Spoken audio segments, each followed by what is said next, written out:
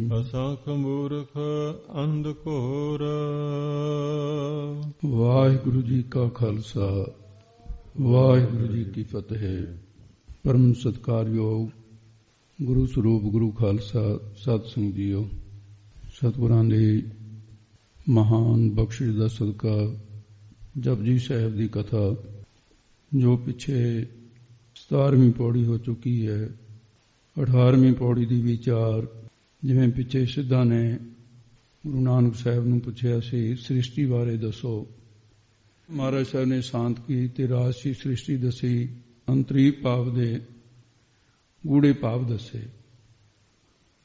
ਤੇ ਹੁਣ ਸਿੱਧਾਂ ਨੇ ਜਿਸ ਪ੍ਰਕਾਰ ਅੱਗੇ ਪ੍ਰਸ਼ਨ ਕੀਤਾ, ਸੁਣੋ ਜੀ। ਅਸੰਖ ਮੂਰਖ ਅੰਧ ਘੋਰ। ਮਹਾਰਾਜ ਸਾਹਿਬ ਜੀ ਨੇ ਫਰਮਾਨ ਕੀਤਾ, ਕਿਉਂਕਿ ਸਿੱਧਾਂ ਦਾ ਫਰਮਾਨ ਸੀ ਕਿ ਜਿਵੇਂ ਤਾਮਸੀ ਸ੍ਰਿਸ਼ਟੀ ਤੇ ਆਸੁਰੀ ਸੰਪਦਾ, ਇਹ ਦੋ ਚੀਜ਼ਾਂ ਬਾਰੇ ਵੀ ਆਪ ਜੀ ਦੱਸੋ। ਤਮੋਗੁਣ ਸ੍ਰਿਸ਼ਟੀ ਕਿਹੋ ਜਿਹੀ ਹੈ ਅਤੇ ਆਸੁਰੀ ਸੰਪਦਾ। ਗੁਰੂ ਸਾਹਿਬ ਕਹਿੰਦੇ ਅਸੰਖ ਮੂਰਖ ਅੰਧ ਘੋਰ। ਹੇ ਸਿੱਧੋ, ਉਸ ਕਰਤੇ ਪੁਰਖ ਵਾਹਿਗੁਰੂ ਦੀ ਸਾਜੀ ਹੋਈ ਜਿਹੜੀ ਸ੍ਰਿਸ਼ਟੀ ਹੈ, ਇਹਦੇ ਵਿੱਚ ਤਾਮਸੀ ਸੁਭਾਅ ਵਾਲੇ ਅਸੰਖ ਕੀ ਇਹ ਗਿਣਤੀ ਤੋਂ ਰਹਿਤ ਅਣਗਿਣਤ ਹੀ ਜਿਹੜੇ ਬੋਲਣ ਦੇ ਵਿੱਚ ਮੂਰਖਤਾਈ ਕਰਦੇ, ਬੋਲਣ ਕਾਜ ਵਿਗਾੜਿਆ, ਮੂਰਖ ਬੇਸਮਝਨ ਅਤੇ ਕੁਝ ਮਨ ਕਰਕੇ ਅੰਧ ਕਈਏ ਅੰਨੇ ਨ, ਭਾਵ ਅਗਿਆਨੀ ਨ, ਅਤੇ ਸਰੀਰ ਕਰਕੇ ਘੋਰ ਭਿਆਨਕ ਕਿਰਿਆ ਰੱਖਣ ਵਾਲੇ ਨੇ। ਬੇਅੰਤੇ ਲੋਕ ਨੇ ਐਸੇ। ਮੂਰਖ ਅਕਲ ਤੋਂ ਹੀਣ ਉਹ ਪੁਰਸ਼ ਹੁੰਦਾ ਹੈ ਜਿਸ ਨੂੰ ਅਕਲ ਆਪ ਤਾਂ ਹੋਵੇ ਨਾ, ਪਰ ਸਮਝਾਇਆ ਸਮਝ ਜਾਵੇ। ਇਹ ਪਹਿਲੇ ਦਰਜੇ ਦਾ ਮੂਰਖ ਹੈ ਮੂਰਖ। ਪਰ ਮੂਰਖਾਂ 'ਚ ਤਿੰਨ ਕਿਸਮਾਂ ਹਨ: ਮੂਰਖ, ਅੰਧ ਮੂਰਖ ਤੇ ਘੋਰ ਮੂਰਖ। ਇਹ ਵੱਖਰੇ ਵੱਖਰੇ ਤਿੰਨ ਦਰਜੇ ਨੇ। ਜਿਹਨੂੰ ਆਪਣੀ ਅਕਲ ਨਹੀਂ ਪਰ ਸਮਝਾਇਆ ਸਮਝਵੇ, ਮੂਰਖ ਤਾਂ ਹੈ ਕਿਉਂਕਿ ਆਪਣੀ ਅਕਲ ਨਹੀਂ ਸੀ, ਬੇਸਮਝ ਹੈ। ਪਰ ਇਹ ਦੂਸਰੇ ਮੂਰਖਾਂ ਦੇ ਨਾਲੋਂ ਚੰਗਾ ਹੈ। ਤੇ ਇਸ ਪ੍ਰਕਾਰ ਦੇ ਵੀ ਬਹੁਤ ਹੀ ਨੇ, ਅਣਗਿਣਤ ਨੇ। ਤੇ ਦੂਸਰਾ ਅੰਧ ਮੂਰਖ ਉਹ ਹੁੰਦਾ ਹੈ ਜਿਹੜਾ ਦਿੱਤੀ ਹੋਈ ਅਕਲ ਵੀ ਨਾ ਲਵੇ, ਸਮਝਾਇਆ ਹੋਇਆ ਵੀ ਨਾ ਸਮਝੇ, ਉਹਨੂੰ ਕਹਿੰਦੇ ਨੇ ਅੰਧ ਮੂਰਖ। ਘੋਰ ਮੂਰਖ ਉਹ ਹੁੰਦਾ ਹੈ ਜਿਹੜਾ ਸਮਝਾਉਣ ਵਾਲੇ ਦਾ ਹੀ ਮਜ਼ਾਕ ਉਡਾਉਣ ਲੱਗ ਜਾਏ, ਇਹ ਬੜੀ ਅਕਲ ਵਾਲਾ ਹੈ, ਉਹਨੂੰ ਕਹਿੰਦੇ ਨੇ ਘੋਰ ਮੂਰਖ। ਇਹ ਮਹਾਰਾਜ ਸਾਹਿਬ ਜੀ ਕਹਿੰਦੇ ਨੇ, ਮੂਰਖਾਂ ਸਿਰ ਮੂਰਖ ਜੇ ਮੰਨੇ ਨਾਹੀ ਨਾ। ਮੂਰਖ ਉਹ ਜੇ ਮੁਗਧ ਹੈ ਅਹੰਕਾਰੇ ਮਰਨਾ। ਮੂਰਖ ਕੇ ਕਿਆ ਲੱਖਣ ਹੈ, ਕਿਆ ਮੂਰਖ ਕਾ ਕਰਨਾ। ਇਹ ਗੁਰਬਾਣੀ 'ਚ ਪ੍ਰਸ਼ਨ ਵੀ ਹੈ ਤੇ ਉੱਤਰ ਵੀ। ਤੇ ਇਹਦੇ 'ਚ ਪ੍ਰਾਚੀਨ ਸਮੇਂ ਦੇ ਅੰਦਰ ਇਸੇ ਗੱਲ ਨੂੰ ਸਮਝਾਉਣ ਵਾਸਤੇ ਸੰਪਰਦਾ ਦੇ ਵਿੱਚ ਇੱਕ ਦ੍ਰਿਸ਼ਟਾਂਤ ਦਿੱਤਾ ਜਾਂਦਾ ਮੂਰਖਾਂ ਦੇ ਟੱਬਰ ਦਾ। ਉਹ ਐਸਾ ਹੈ, ਇੱਕ ਮੂਰਖਾਂ ਦਾ ਟੱਬਰ ਰਹਿੰਦਾ ਸੀ ਕਿਸੇ ਪਿੰਡ ਨਗਰ 'ਚ। ਇੱਕ ਉਹਨਾਂ ਦਾ ਮੂਰਖਾਂ ਦਾ ਵੱਡਾ ਘਰ ਦੇ ਵਿੱਚ, ਤੇ ਉਸ ਮੂਰਖ ਦੇ ਦੋ ਬੱਚੇ ਸੀ। ਹੈ ਤਿੰਨੇ ਮੂਰਖ ਸੀ, ਪਰ ਤਿੰਨਾਂ ਦੇ ਵਿੱਚ ਇੱਕ ਅੰਧ ਮੂਰਖ ਹੈ, ਇੱਕ ਕੱਲਾ ਮੂਰਖ ਹੈ, ਇੱਕ ਅੰਧ ਮੂਰਖ ਹੈ, ਇੱਕ ਘੋਰ ਮੂਰਖ ਹੈ। ਇਹਦੇ ਨਾਲ ਸਪਸ਼ਟ ਹੋ ਜਾਊਗਾ, ਸੌਖਾ ਜਿਹਾ ਸਮਝ ਆ ਜਾਊਗਾ। ਇਸ ਕਰਕੇ ਸੰਪਰਦਾ ਦੇ ਵਿੱਚ ਇਹ ਫਿਰ ਦੱਸਿਆ ਜਾਂਦਾ। ਅਚਾਨਕ ਕਹਿੰਦੇ ਨਗਰ ਦੇ ਵਿੱਚ ਕਿਸੇ ਦੀ ਮੌਤ ਹੋ ਗਈ। ਮੌਤ ਵੀ ਕੋਈ ਨੌਜਵਾਨ ਸੀ। ਸਾਰੇ ਪਿੰਡ 'ਚ ਹਾਹਾਕਾਰ ਮਚ ਗਿਆ ਕਿ ਲੋਕਾਂ 'ਚ ਹਮਦਰਦੀ ਹੁੰਦੀ ਸੀ ਬਹੁਤ। ਅਫਸੋਸ ਕਰਨ ਵਾਸਤੇ ਲੋਕੀ ਆਏ ਹੋਏ। ਤੇ ਇਸ ਨੇ ਮੂਰਖ ਨੇ ਆਪਣੇ ਪੁੱਤਰ ਨੂੰ ਕਿਹਾ, ਵੱਡੇ ਨੂੰ, ਕਹਿੰਦੇ ਬੇਟਾ ਜਾ, ਮੇਰਾ ਤਾਂ ਸਰੀਰ ਨਹੀਂ ਥੋੜਾ ਜਿਹਾ ਠੀਕ, ਵੀ ਲੋਕ ਸਾਰੇ ਜਾਂਦੇ ਨੇ, ਤੂੰ ਵੀ ਪਰਚਾਉਣੀ ਕਰਿਆ, ਦੁੱਖ ਸਾਂਝਾ ਕਰਿਆ। ਉਹ ਸੀ ਮੂਰਖ, ਜਾ ਕੇ ਬੈਠਾ ਰਿਹਾ, ਗੱਲ ਕੋਈ ਆਈ ਨਾ, ਸੁਣੀ ਗਿਆ। ਜਿਵੇਂ ਆਇਆ ਸੀ ਉੱਠ ਕੇ ਚਲਿਆ। ਲੋਕਾਂ ਨੇ ਕਿਹਾ ਕਿਹਾ ਜਿਹਾ ਬੰਦਾ, ਇਹ ਵੀ ਨਹੀਂ ਪੁੱਛਿਆ ਵੀ ਮਰਿਆ ਕਿਵੇਂ ਹੈ। ਵੀ ਜੀ ਬੜੀ ਔਖੀ ਹੋ ਗਈ ਗੱਲ ਪਰਿਵਾਰ ਨੂੰ। ਕੋਈ ਦੁੱਖ ਸਾਂਝਾ, ਜਿਹਦਾ ਨੌਜਵਾਨ ਮਰਿਆ ਪਰਿਵਾਰ ਦਾ, ਕਿਸੇ ਨਾਲ ਕੋਈ ਗੱਲ ਨਹੀਂ ਕੀਤੀ, ਚਲੇ ਗਏ। ਉਹ ਪੁੱਛਦਾ ਉਹਦਾ ਬਾਪ, ਕਹਿੰਦਾ ਵੀ ਪਰਚਾਉਣੀ ਕਰਿਆ ਹੈ, ਕੀ ਕਿਹਾ ਸੀ ਤੈਂ? ਕਹਿੰਦਾ ਜੀ ਮੈਂ ਤਾਂ ਚੁੱਪ ਕਰਕੇ ਹੀ ਬੈਠਾ ਰਿਹਾ। ਕਹਿੰਦਾ ਉਹ ਮੂਰਖਾ, ਚੁੱਪ ਕਰਕੇ ਬੈਠਣ ਵਾਸਤੇ ਥੋੜੀ ਭੇਜਿਆ ਸੀ, ਫਿਰ ਤਾਂ ਘਰੇ ਚੰਗਾ ਸੀ ਤੂੰ। ਉਹ ਦੂਜੇ ਪੁੱਤਰ ਨੂੰ ਕਹਿੰਦਾ ਜਾਓ ਤੂੰ ਜਾ। ਉਹ ਕਹਿੰਦਾ ਬਾਪੂ ਮੈਨੂੰ ਵੀ ਨਹੀਂ ਪਤਾ ਵੀ ਕੀ ਕਹਿਣਾ ਉੱਥੇ ਬੈਠ ਕੇ। ਉਹ ਕਹਿੰਦੇ ਕਹਿਣਾ ਕੀ ਹੁੰਦਾ ਹੈ, ਜਿਹੜਾ ਕੁਝ ਲੋਕ ਕਹਿਣਗੇ ਤੂੰ ਵੀ ਉਹੀ ਗੱਲ ਕਹਿਦੀ, ਬਸ ਤੈਨੂੰ ਕੋਲੋਂ ਕਹਿਣ ਦੀ ਕੀ ਲੋੜ। ਉਹ ਜਾਂਦੇ ਜਾਂਦੇ ਰਸਤੇ 'ਚ ਖੜੇ ਸੀ ਵਿਰੋਧੀ ਉਹਨਾਂ ਦੇ ਸ਼ਰੀਕ, ਉਹ ਕੁਸਰ ਕਰਦੇ ਸੁਣਨ ਲੱਗ ਗਿਆ। ਉਹਨਾਂ ਨੇ 3 ਗੱਲਾਂ ਕਹੀਆਂ। ਕਹਿੰਦੇ ਚੰਗਾ ਹੋਇਆ ਉਹ ਤਾਂ ਮੂਰਖ ਮਰ ਗਿਆ, ਕਹਿੰਦੇ ਪੜੂਆ ਜਹਾਨ ਦਾ ਕਹਿੰਦੇ ਗਲੋਂ ਲੈ ਗਿਆ, ਗਲੋਂ ਲੱਥਾ, ਕਹਿੰਦੇ ਚੰਗਾ ਹੋਇਆ ਮਰ ਗਿਆ। ਕੀ ਇਹ ਜੇ ਲੋਕਾਂ ਦੇ ਕਰਨਾ ਹੈ, ਹੁਣ ਸੁੱਖ ਸ਼ਾਂਤੀ ਹੋ ਜਾਊਗੀ। ਬਸ 3 ਗੱਲਾਂ ਯਾਦ ਰਹਿ ਗਈਆਂ। ਜਾ ਕੇ ਬਹਿ ਗਿਆ, ਦੇਖਦਾ ਰਿਹਾ ਵੀ ਮੈਂ ਆਪਣੀ ਵਿਚਾਰ ਕਿੱਥੇ ਵਿਸਰਾਮ ਇਹ ਦੇਣ, ਕੋਈ ਗੱਲਾਂ ਕਰੇ। ਇਹਨੂੰ ਕਹਿੰਦਾ ਜੀ ਚਲੋ ਚੰਗਾ ਹੋਇਆ ਮੂੰ ਤਾਂ ਮਰ ਗਿਆ, ਗਲੋਂ ਲੈ ਗਿਆ। ਪੜੂਆ ਜਹਾਨ ਦਾ ਕਹਿੰਦਾ ਦੁੱਖ ਹੀ ਦਿੰਦਾ ਸੀ। ਫੜ ਕੇ ਲਾ ਲਿਆ, ਉੱਥੇ ਢਾ ਲਿਆ, ਦੇ ਮੁੱਕੇ ਇੱਕ ਸੁਣ। ਜਿਹੜੇ ਸਿਆਣੇ ਬੰਦੇ ਬੈਠੇ ਹੀ ਕਹਿੰਦੇ ਉਹ ਘਰ ਦੇ ਵਿੱਚ ਇਹੋ ਜਿਹਾ ਮਾਹੌਲ ਹੈ, ਤੁਸੀਂ ਮਾਰ ਕਟਾਈ ਨਾ ਕਰੋ, ਇਹਨੂੰ ਤੋੜ ਦਿਓ ਇੱਥੋਂ। ਸਾਫਾ ਲੈ ਗਿਆ, ਪੱਗ ਕੱਛ 'ਚ ਦਈ ਆਉਂਦਾ। ਤੇ ਉਹ ਜਦੋਂ ਦੇਖਿਆ ਉਹਦੇ ਬਾਪ ਨੇ ਕਹਿੰਦਾ ਵੇ ਆ ਕੀ ਹੋ ਗਿਆ। ਕਹਿੰਦਾ ਜੀ ਮੈਂ ਤਾਂ ਤੁਹਾਡਾ ਵਚਨ ਮੰਨ ਕੇ ਉਹੀ ਕਿਹਾ ਜਿਹੜਾ ਲੋਕ ਕਹਿੰਦੇ ਸੀ। ਕਹਿੰਦੇ ਕੀ। ਕਹਿੰਦਾ ਰਸਤੇ 'ਚ ਲੋਕ ਗੱਲਾਂ ਕਰਦੇ ਸੀ ਵੀ ਚੰਗਾ ਹੋਇਆ ਮਰ ਗਿਆ, ਗਲੋਂ ਲੱਥਾ ਪੜੂਆ ਜਹਾਨ ਦਾ। ਕਹਿੰਦਾ ਮੈਂ ਹੀ ਕਹਿ ਦਿੱਤਾ। ਕਹਿੰਦੇ ਉਹ ਮੂਰਖਾ, ਤੂੰ ਮੇਰੇ ਤਾਂ ਦੋਨੇ ਪੁੱਤਰ ਰਹੇ। ਕਹਿੰਦਾ ਵੀ ਮੈਨੂੰ ਆਪ ਜਾਣਾ ਪਊਗਾ। ਲੋਕਾਂ 'ਚ ਮਾਹੌਲ ਇਸ ਤਰ੍ਹਾਂ ਦਾ ਬਣਿਆ। ਜਦੋਂ ਉਹਨੂੰ ਦੇਖਿਆ ਸਾਰੇ ਚੁੱਪ ਕਰ ਗਏ ਲੋਕ। ਆ ਕੇ ਕਹਿੰਦਾ ਵੀ ਮੈਂ ਹੱਥ ਜੋੜ ਕੇ ਮਾਫੀ ਮੰਗਣਾ ਆ। ਮੇਰੇ ਦੋਨੋਂ ਹੀ ਪੁੱਤ ਨਲਾਇਕ। ਜਿਹਦੀ ਔਲਾਦ ਨਲਾਇਕ ਹੋਵੇ ਬਾਪ ਨੂੰ ਬੜਾ ਅਪਮਾਨ ਸਹਿਣਾ ਪੈਂਦਾ ਵੀ ਮੈਂ ਤਾਂ ਮਾਫੀ ਮੰਗਣਾ ਆ ਜਿਨ੍ਹਾਂ ਦਾ ਹੋਇਆ ਸੀ। ਉਹ ਜਿਹੜੇ ਚੰਗੇ ਵੇ ਕੋਈ ਨਹੀਂ ਸਰਦਾਰ ਜੀ ਬਹਿ ਜਾਓ, ਤੁਹਾਡਾ ਕੀ ਕਸੂਰ ਹੈ। ਕਹਿੰਦਾ ਨਾ ਜੀ ਮੈਂ ਤਾਂ ਨਹੀਂ ਬਹਿੰਦਾ। ਕਹਿੰਦੇ ਕਿਉਂ। ਕਹਿੰਦਾ ਪਹਿਲਾਂ ਮਾਫ ਕਰੋ। ਉਹ ਸਿਆਣੇ ਬੰਦੇ ਸੀ। ਕਹਿੰਦਾ ਚੱਲ ਜਾ ਤੈਨੂੰ ਮਾਫੀ ਹੈ ਵੀ ਕੋਈ ਗੱਲ ਨਹੀਂ, ਤੂੰ ਬਹਿ ਜਾ। ਕਹਿੰਦਾ ਜੀ ਹੁਣ ਮੇਰੀ ਗੱਲ ਸੁਣ ਲਓ ਬੈਠਣ ਤੋਂ ਪਹਿਲਾਂ, ਵੀ ਮੈਂ ਕਰਦਾ ਵਾਅਦਾ ਅੱਗੇ ਨੂੰ, ਪਿੱਛੇ ਜਿਹੜਾ ਹੋ ਗਿਆ ਇਹਨੂੰ ਕਰ ਦੋ ਮਾਫ। ਜਿੱਦਣ ਦੁਬਾਰੇ ਤੁਹਾਡਾ ਕੋਈ ਮਰਿਆ ਮੈਂ ਆਪ ਹੀ ਆਇਆ ਕਰੂੰਗਾ, ਹੁਣ ਮੈਂ ਨਹੀਂ ਆਪਣੇ ਪੁੱਤਾਂ ਨੂੰ ਭੇਜਦਾ। ਉਹ ਸਾਰੇ ਕਹਿੰਦੇ ਦੱਸੋ ਹੁਣ ਤੁਸੀਂ ਪੁੱਤਾਂ ਨੂੰ ਕੀ ਕਹਿੰਦੇ ਸੀ, ਉਦੋਂ ਵੀ ਕਹਾਂ। ਹੁਣ ਕਹਿਣ ਤੋਂ ਭਾਵ ਜਿਹੜਾ ਪਹਿਲਾਂ ਗਿਆ ਸੀ ਚੁੱਪ ਕਰਕੇ ਆ ਗਿਆ ਉਹ ਤਾਂ ਸੀ ਮੂਰਖ।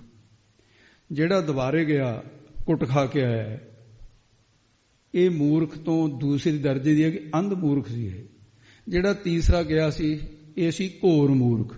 ਮਹਾਰਾਜ ਕਹਿੰਦੇ ਇਸ ਤਰ੍ਹਾਂ ਦੇ ਮੂਰਖਾਂ ਦੀ ਕੋਈ ਗਿਣਤੀ ਨਹੀਂ, ਬੇਅੰਤੀ ਹੀ ਹਨ। ਅਸੰਖ ਚੋਰ ਹਰਾਮ ਖੋਰ, ਗਿਣਤੀ ਤੋਂ ਰਹਿਤ ਚੋਰ ਇਸ ਸੰਸਾਰ ਦੇ ਵਿੱਚ ਰਹਿੰਦੇ, ਜੋ ਚੋਰੀ ਕਰਕੇ ਹਰਾਮ ਖੋਰ ਨ ਹਰਾਮ ਦਾ ਹੀ ਖਾਣਾ ਖਾਂਦੇ ਨੇ। ਚੋਰ ਕਰਨ ਵਾਲੇ ਜਿਹੜੇ ਲੋਕ ਨੇ, ਚੋਰ ਕੀ ਹੈ ਚੰਗਾ ਕਿਉਂ ਹੋਏ, ਚੋਰ ਦੀ ਕਿਰਤ ਚੰਗੀ ਨਹੀਂ, ਪਰ ਚੋਰ ਬਾਰੇ ਸਮਝਣ ਦੀ ਲੋੜ ਹੈ ਇਹਨੂੰ ਕਿੰਨਾ ਮਾੜਾ ਕਿਹਾ। ਤੇ ਗੁਰਬਾਣੀ ਦੇ ਵਿੱਚ ਚੋਰ ਦੇ ਪ੍ਰਕਰਣ ਤੇ ਬਹੁਤ ਕੁਝ ਕਿਹਾ। ਚੋਰ ਕੌਣ ਹੁੰਦਾ ਹੈ, ਜੋ ਪਰਾਇਆ ਧਨ ਚੁਰਾ ਲਵੇ ਤੇ ਉਹਨੂੰ ਚੋਰ ਕਹਿੰਦੇ ਨੇ। ਇਹ ਚੋਰ ਜਿਹੜੇ ਨੇ 5 ਪ੍ਰਕਾਰ ਦੇ ਮੰਨੇ ਜਾਂਦੇ ਆ ਵਿਦਵਾਨਾਂ ਨੇ। ਚੋਰੀ ਕਰਨ ਵਾਲੇ ਜਿਹੜੇ ਲੋਕ ਨੇ, ਤੇ ਪਹਿਲਾ ਚੋਰ ਜੋ ਪਰਾਇਆ ਧਨ ਚੁਰਾਉਂਦੇ ਨੇ ਉਹ ਧਨ ਦੇ ਚੋਰ ਹੋਏ। ਉਹਦਾ ਸੰਕਲਪ ਗੁਰਬਾਣੀ ਵਿੱਚ ਹੈ, ਹਟ ਪਟਣ ਬਿਜ ਮੰਦਰ ਭੰਨੈ, ਕਰ ਚੋਰੀ ਘਰ ਆਵੈ। ਜਾਂ ਫਿਰ ਕਈ ਕੋਟ ਪਰ ਦਰਬ ਕੋ ਹਿਰਹਿ, ਪਰਾਈ ਧਨ ਚੁਰਾਉਂਦੇ, ਧਨ ਦੇ ਚੋਰ। ਦੇਸ ਪ੍ਰਦੇਸ਼ ਧਨ ਚੋਰਾਏ, ਆਣ ਮੋਹਿ ਪਾਇਆ, ਪਰਿਵਾਰ ਦੇ ਮੂੰਹ ਲਿਆ ਕੇ ਪਾਇਆ, ਚੋਰੀ ਕਰਕੇ ਪਾਇਆ। ਬਹੁ ਪ੍ਰਪੰਚ ਕਰ ਪਰ ਧਨ ਲਿਆਵੈ, ਸੁਤ ਦਾ ਰਹਿ ਪੈ ਆਨ ਲੁਟਾਵੇ। ਇਹ ਚੋਰ ਦੇ ਪ੍ਰਥਾਏ ਨੇ। ਇਹ ਕਿਰਤ ਚੰਗੀ ਨਹੀਂ, ਧਰਮ ਦੀ ਕਿਰਤ ਹੀ ਕਰਨੀ ਚਾਹੀਏ। 5 ਦੇ ਵਿੱਚੋਂ ਦੂਸਰਾ ਚੋਰ ਹੈ ਤਨ ਦੇ ਚੋਰ, ਸਰੀਰ ਦੇ ਚੋਰ। ਉਹ ਕਿਵੇਂ ਨੇ? ਤਨ ਦੇ ਚੋਰ ਜਿਹੜੇ ਪਰਾਈ ਇਸਤਰੀ ਜਾਂ ਪਰਾਏ ਪੁਰਸ਼ ਦੇ ਨਾਲ ਵਿਭਚਾਰ ਭੋਗ ਕਿਰਿਆ ਕਰਦੇ ਨੇ, ਉਹ ਚਾਹੇ ਔਰਤ ਹੋਵੇ ਚਾਹੇ ਮਰਦ, ਉਹਨੂੰ ਤਨ ਦੇ ਚੋਰ ਕਿਹਾ। ਲੋਕ ਕਰਤ ਵਿਕਾਰ ਵਿਖੜੇ, ਪ੍ਰਭ ਨੇਰ ਹੂ ਤੇ ਨੇਰਿਆ। ਤਾਂ ਕਹਿ ਨਾਰ ਪਰਾਈਆਂ ਲੁਕੇ ਅੰਦਰ ਠਾਣੀ। ਇਹ ਤਨ ਦੇ ਚੋਰ। ਤੀਸਰੇ ਮਨ ਦੇ ਚੋਰ, ਆਪਣੇ ਗੁਨਾਹਾਂ ਨੂੰ ਲੁਕੋ ਕੇ ਰੱਖਣਾ, ਬਾਹਰ ਨਹੀਂ ਕੁਣਸੋ ਹੋ ਜਾਣੀ ਜਿੰਨੇ ਪਾਪ ਗੁਨਾਹ ਨੇ। ਦੂਸਰਿਆਂ ਦੀਆਂ ਜਿਹੜੀਆਂ ਚੰਗਿਆਈਆਂ ਵੀ ਨੂੰ ਉਹ ਵੀ ਲੁਕੋ ਕੇ ਰੱਖਣੀਆਂ। ਦੂਸਰਿਆਂ ਦੇ ਚੰਗੇ ਗੁਣ ਲੁਕਾਉਣੇ, ਆਪਣੇ ਮਾੜੇ ਔਗਣ ਲੁਕੋ ਕੇ ਰੱਖਣੇ। ਤੇ ਇਹਨੂੰ ਮਨ ਦੇ ਚੋਰ ਕਹਿੰਦੇ, ਮਾਨਸਿਕ ਚੋਰ ਨੇ। ਕਬੀਰ ਸਾਹਿਬ ਜੀ ਨੇ ਇਹਦੇ ਬਾਰੇ ਕਿਹਾ, ਕਬੀਰ ਜੇ ਤੇ ਪਾਪ ਕੀਏ ਰਾਖੇ ਤਲੇ ਦੁਰਾਏ, ਪ੍ਰਗਟ ਭਏ ਨਿਧਾਨ ਸਭ ਜਬ ਪੂਛੇ ਧਰਮ ਰਾਏ। ਉੱਥੇ ਫਿਰ ਪ੍ਰਗਟ ਹੋ ਜਾਣੇ। ਚੌਥੇ ਚੋਰ ਜਿਹੜੇ ਨਾਮ ਸਿਮਰਨ ਦੇ ਚੋਰ, ਜਿਹੜੇ ਵਿਅਕਤੀ ਮਨੁੱਖਾ ਸਰੀਰ ਪਾ ਕੇ ਨਾਮ ਸਿਮਰਨ ਨਹੀਂ ਕਰਦੇ, ਉਹ ਵੀ ਚੋਰ। ਨਾਮ ਨਾ ਜਪਣ ਵਾਲਿਆਂ ਨੂੰ ਚੋਰਾਂ ਦੇ ਵਿੱਚ ਗਿਣਿਆ ਪੰਜਾਂ 'ਚ। ਤੇ ਤਸਕਰ ਜੋ ਨਾਮ ਨ ਲੈ ਬਹਿ ਬਾਸੈ ਕੋਟ 50। ਨਾਮ ਦੁਰਾਏ ਚਲੇ ਸੇ ਚੋਰ, ਜਿਹੜੇ ਨਾਮ ਨੂੰ ਜਪਦੇ ਨਹੀਂ ਉਹ ਵੀ ਚੋਰ, ਦਰਗਾਹ ਦੇ ਚੋਰ ਨੇ। ਤੇ ਪੰਜਵੇਂ ਚੋਰ ਜਿਹੜੇ ਉਹ ਕਵਿਤਾ ਦੇ ਚੋਰ ਬਣੇ ਨੇ। ਕਵਿਤਾ ਵਿਗਿਆਨੀ ਕਹਿੰਦੇ ਨੌ ਪਾਏ ਆਪ ਦਾ, ਸੱਚ ਜਾਣੋ ਕਹਿੰਦੇ ਉਹ ਹੈ ਨਹੀਂ ਆਪਣੇ ਬਾਪ ਦਾ। ਇਸ ਤਰ੍ਹਾਂ ਦੀ ਅਖੈਣਾਂ ਬਣੀਆਂ ਹੋਈਆਂ ਨੇ। ਘਟੀਆ ਕਿਸਮ ਦੇ ਚੋਰ ਨੇ। ਦੂਸਰੇ ਦੀ ਕਵਿਤਾ ਤਰੋੜ ਮਰੋੜ ਲੈਣੀ, ਉਦੋਂ ਕਰਕੇ ਆਪਣਾ ਵਿੱਚ ਨਾਂ ਦੇ ਦੇਣਾ ਵਡਿਆਈ ਦੇ ਮਾਰਿਆਂ। ਜਿਵੇਂ ਗੁਰੂ ਨਾਨਕ ਸਾਹਿਬ ਦੀ ਬਾਣੀ ਨੂੰ ਤਰੋੜ ਮਰੋੜਨ ਲੱਗ ਪਏ ਸੀ। ਕਬੀਰ ਸਾਹਿਬ ਦੀ ਬਾਣੀ ਤਰੋੜੀ ਮਰੋੜੀ ਅੱਜ ਤੱਕ ਮਿਲਦੀ ਹੈ। ਤੇ ਉਹਨਾਂ ਦੇ ਵਾਸਤੇ ਵਿਦਵਾਨਾਂ ਦੇ ਅੰਦਰ ਇੱਕ ਇਸ ਤਰ੍ਹਾਂ ਦੀ ਖੈਣ ਚੱਲਦੀ ਹੈ, ਲੌਕਿਕ ਪ੍ਰਮਾਣਾਂ ਦੀ ਤਰ੍ਹਾਂ, ਵੀ ਉਹ ਕਵਿਤਾ ਦੇ ਵੀ ਜਿਹੜੇ ਚੋਰ ਨੇ ਉਹ ਵੀ ਤਿੰਨ ਤਰ੍ਹਾਂ ਦੇ। ਉਹ ਕਵੀ ਹੈ ਤਾਂ ਕਵੀ, ਪਰ ਚੋਰ ਕਵੀ ਨਾ ਹੋਵੇ।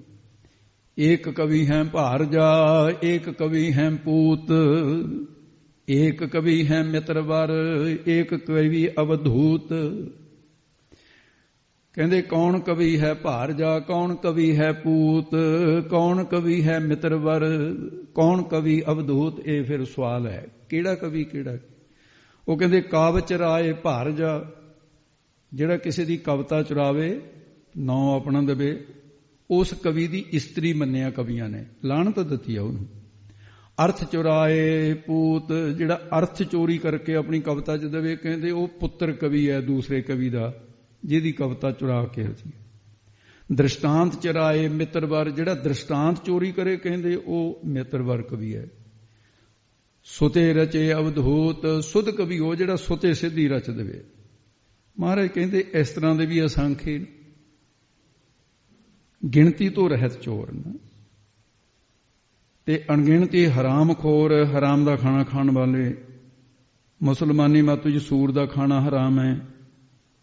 ਹਿੰਦੂਆਂ ਦੇ ਮਤ ਵਿੱਚ ਗਊ ਦਾ ਮਾਸ ਖਾਣਾ, ਲੁੱਟ ਖੋਹ ਕਰਕੇ ਪਰਾਇਆ ਧਨ ਪ੍ਰਾਪਤ ਕਰਨਾ, ਪਰਾਇਆ ਹੱਕ ਖਾਣਾ, ਇਹ ਪ੍ਰਮਾਣ ਗੁਰਬਾਣੀ ਦੇ ਵਿੱਚ ਦਿੱਤਾ ਹੈ। ਹੱਕ ਪਰਾਇਆ ਨਾਨਕਾਉ ਸੂਰ ਸੁਗਾਏ, ਗੁਰ ਪੀਰ ਹਾਮਾ ਤਾਂ ਪਰੈ ਜਾਉ ਮੁਰਦਾਰ ਨਾ ਖਾਏ। ਫਿਰ ਭਾਵੇਂ ਮਸਾਲੇ ਪਾ ਪਾ ਕੇ ਬਣਾ ਲਵੇ, ਮਾਰਨ ਪਏ ਹਰਾਮ ਪਏ ਹੋਏ ਹਲਾਲ ਨਾ ਜਾਏ। ਪਰਾਏ ਦਾ ਹੱਕ ਮਸਾਲੇ ਪਾ ਕੇ ਕੋਈ ਪਵਿੱਤਰ ਨਹੀਂ ਬਣ ਗਿਆ। ਲੂਣ ਖਾਏ ਕਰੇ ਹਰਾਮ ਖੋਰੀ, ਪੇਖਤ ਨੈਣ ਵਿਦਾਰਿਓ। ਤੇ ਇਸ ਪ੍ਰਕਾਰ ਦੇ ਬਹੁਤ ਸਾਰੇ ਹਨ। ਮਹਾਰਾਜ ਕਹਿੰਦੇ ਸਖ ਅਮਰ ਕਰ ਜਾਹੇ ਜੋਰ, ਅਸੰਖ ਗਿਣਤੀ ਤੋਂ ਰਹਿਤ ਲੋਕ। ਅਮਰ ਨਾਮ ਜੋਰ ਨਾਮ ਤਾਕਤ ਹੈ, ਅਮਰ ਨਾਮ ਹੁਕਮ ਹੈ। ਤਾਕਤ ਦੇ ਨਾਲ ਬੇਇਨਸਾਫੀ ਦਾ ਰਾਜ ਕਰਕੇ ਜਾਹੇ ਚਲੇ ਗਏ ਤੇ ਜਾ ਰਹੇ। ਤੇ ਅਸੰਖ ਅਣਗਿਣਤ ਹੀ ਜ਼ੋਰ ਤਾਕਤ ਦੇ ਬਲ ਦੇ ਨਾਲ ਜ਼ਬਰਦਸਤੀ ਜਿਨ੍ਹਾਂ ਨੇ ਕੀਤੀਆਂ ਨਾ, ਉਹ ਪਰਲੋਕ ਨੂੰ ਚਲੇ ਗਏ। ਹਰਨਾਕਸ਼ ਚਲਿਆ ਗਿਆ, ਕੌਰੂ ਬਾਦਸ਼ਾਹ ਚਲਿਆ ਗਿਆ, ਔਰੰਗਜ਼ੇਬ ਚਲਿਆ ਗਿਆ। ਹੁਣ ਵਾਲੇ ਵੀ ਜਾ ਰਹੇ ਨੇ ਜਿਹੜੇ ਜ਼ੁਲਮ ਕਰਦੇ ਨੇ ਵੱਡੇ ਵੱਡੇ। ਗਿਣਤੀ ਤੋਂ ਰਹਿਤ ਇਹੋ ਜਿਹੇ ਹਨ ਜੋ ਆਪਣੀ ਤਾਕਤ ਦੇ ਨਾਲ ਅਮਰ ਦੇਵਤਿਆਂ ਦੇ ਉੱਪਰ ਵੀ ਰਾਜ ਕੀਤਾ ਉਹਨਾਂ ਨੇ, ਜ਼ੋਰ ਬਲ ਅਜਮਾ ਕਰਕੇ। ਜਿਵੇਂ ਰਾਵਣ ਨੇ ਦੇਵਤੇ ਕੈਦ ਕਰ ਲਏ ਸੀ। ਚੰਦ ਸੂਰਜ ਜਾ ਕੇ ਤਪਤ ਰਸੋਈ, ਬੈਸਤਰ ਜਾ ਕੇ ਕਪੜੇ ਧੋਈ। ਇਸ ਪ੍ਰਕਾਰ ਕਹਿੰਦੇ ਬਹੁਤ ਹਨ। ਅਸੰਖ ਗਲ ਵੱਡ ਹੱਤਿਆ ਕਮਾਹੇ, ਗਿਣਤੀ ਤੋਂ ਰਹਿਤ ਲੋਕ ਐਸੇ ਜਿਹੜੇ ਮਨੁੱਖ ਪਸ਼ੂਆਂ ਦਾ, ਪੰਛੀਆਂ ਦਾ ਗਲ ਵੱਢ ਦਿੰਦੇ ਆ ਜੀਵ ਦੇ ਚਸਕੇ ਦੇ ਵਿੱਚ। ਇਹ ਹੱਤਿਆ ਕਰਦੇ ਨੇ, ਹਥਿਆਰੇ ਬਣ ਕੇ ਉਹਨਾਂ ਨੂੰ ਮਾਰ ਕੇ ਪਾਪ ਕਮਾਹੇ। ਗੁਰੂ ਨਾਨਕ ਸਾਹਿਬ ਦੇ ਪਾਪ ਕਰਦੇ ਨੇ, ਜੀਵ ਹੱਤਿਆ ਕਰਨੀ ਪਾਪ ਹੈ। ਗੁਰੂ ਨਾਨਕ ਸਾਹਿਬ ਕਹਿੰਦੇ, ਮੈਂ ਆਪਣੇ ਗੁਰਸਿੱਖਾਂ ਨੂੰ ਇਹ ਉਪਦੇਸ਼ ਦੇਣਾ ਤੇ ਸਿੱਧੋ ਤੁਹਾਨੂੰ ਵੀ ਕਹਿਣਾ, ਸੰਸਾਰ ਨੂੰ ਕਹਿਣਾ ਵੀ ਇਹ ਪਾਪ ਹੈ। ਜੀਵਾਂ ਨੂੰ ਵੀ ਜੀਣ ਦਾ ਹੱਕ ਹੈ ਇਸ ਧਰਤੀ ਦੇ ਉੱਤੇ ਮਨੁੱਖਾਂ ਦੀ ਤਰ੍ਹਾਂ। ਕਈ ਧੰਦੇ ਵਾਸਤੇ ਕਸਾਈ ਨਹੀਂ ਬਣੇ ਬੈਠੇ, ਬੱਕਰੇ ਭੇਡਾਂ ਆਦਿ ਵੱਢ ਕੇ ਉਹਨਾਂ ਦੀ ਹੱਤਿਆ ਨਹੀਂ ਕਰ ਰਹੇ। ਕਸਾਈ ਜਾ ਕੇ ਦੇਖੋ ਦੁਕਾਨਾਂ ਤੇ ਪੁੱਠੇ ਕਰ ਕਰਕੇ ਲਟਕਾਏ ਪਏ ਐ ਪਸ਼ੂ। ਉਹ ਜੀਵ ਦੇ ਸਵਾਦ ਵਾਸਤੇ ਮਾਸੂਮ ਪੰਛੀਆਂ ਆਦਿ ਨੂੰ ਮਾਰਦੇ ਨੇ, ਹੱਤਿਆ ਕਰਦੇ ਨੇ। ਜੀਵ ਹੱਤਿਆ ਗੁਰਬਾਣੀ ਦੇ ਵਿੱਚ ਇਹਨੂੰ ਬੜਾ ਭਾਰੀ ਪਾਪ ਮੰਨਿਆ। ਕਬੀਰ ਜੀ ਜੋ ਮਾਰਹਿ ਜੋਰ ਕਰ ਕਹਤੇ ਹੈ ਜੋ ਹਲਾਲ, ਦਫ਼ਤਰ ਦੇਈ ਜਬ ਕਾਢ ਹੈ ਹੋਏਗਾ ਕੌਣ ਹਵਾਲ। ਕਬੀਰ ਭਾਂਗ ਮਾਛਲੀ ਸੁਰਾਪਾਨ ਜੋ ਜੋ ਪ੍ਰਾਨੀ ਖਾਹੇ, ਤੀਰਥ ਵਰਤ ਨੇਮ ਕੀਏ ਤੇ ਸਭੇ ਰਸਾਤਲ ਜਾਏ। ਸਾਰੇ ਪੁੰਨ ਨਸ਼ਟ ਹੋ ਜਾਂਦੇ ਨੇ। ਅਣਗਿਣਤ ਐਸੇ ਲੋਕ ਜੋ ਦੁਨੀਆ ਦੀ ਬਣਾਈ ਹੋਈ ਕਈ ਵਾਰੀ ਚੰਗੀ ਗੱਲ ਕੋਈ ਕਿਸੇ ਦੇ ਸਿਰੇ ਚੜ੍ਹਨ ਵਾਲੀ ਹੈ, ਉਸ ਗੱਲ ਨੂੰ ਵੱਢ ਦਿੰਦੇ ਹੈ। ਇਹ ਵੀ ਪਾਪ ਹੈ। ਜਿਵੇਂ ਕਮਾਈ ਦਾ ਪ੍ਰਸੰਗ ਆਉਂਦਾ ਹੈ, ਸਰੀਕੇ ਵਿੱਚ ਇਸ ਤਰ੍ਹਾਂ ਦੀ ਹੁੰਦੀ ਹੈ ਭਾਵਨਾ, ਈਰਖਾ, ਦਵੈਸ਼। ਕਿਸੇ ਦਾ ਮੰਗਣਾ ਨਹੀਂ ਹੁੰਦਾ ਬੱਚੇ ਦਾ, ਉਹਦਾ ਮਸਾਂ ਮੰਗਣਾ ਹੋਣ ਲੱਗਿਆ, ਸ਼ਗਨ ਪੈਣ ਲੱਗਿਆ। ਇਹ ਈਰਖਾਲੂ ਬੁੜੀ ਵੀ ਚਲੀ ਗਈ, ਨਾਲੇ ਸ਼ਗਨ ਦੇ ਕੇ ਸਿਰ ਤੇ ਹੱਥ ਰੱਖ ਕਹਿੰਦੀ ਪੁੱਤ ਜਿਉਂਦਾ ਰਹਿ, ਭਾਈ ਤੁਹਾਨੂੰ ਵਧਾਈ ਹੋਵੇ ਸਾਰਿਆਂ ਨੂੰ। ਉਹ ਕਹਿੰਦੇ ਦੇਖੋ ਵੀ ਊਂ ਤਾਂ ਮਾੜੀ ਸੀ ਬੀਬੀ ਕਿਨੇ। ਕਹਿੰਦੀ ਪਰ ਇੱਕ ਗੱਲ ਹੈ, ਪਰਮਾਤਮਾ ਕਿਰਪਾ ਕਰੇ, ਕਹਿੰਦੀ ਜਿਵੇਂ ਮੰਗਣਾ ਹੋ ਗਿਆ ਨਾ ਮਿਰਗੀ ਵੀ ਐਵੇਂ ਹਟ ਜਾਊਗੀ।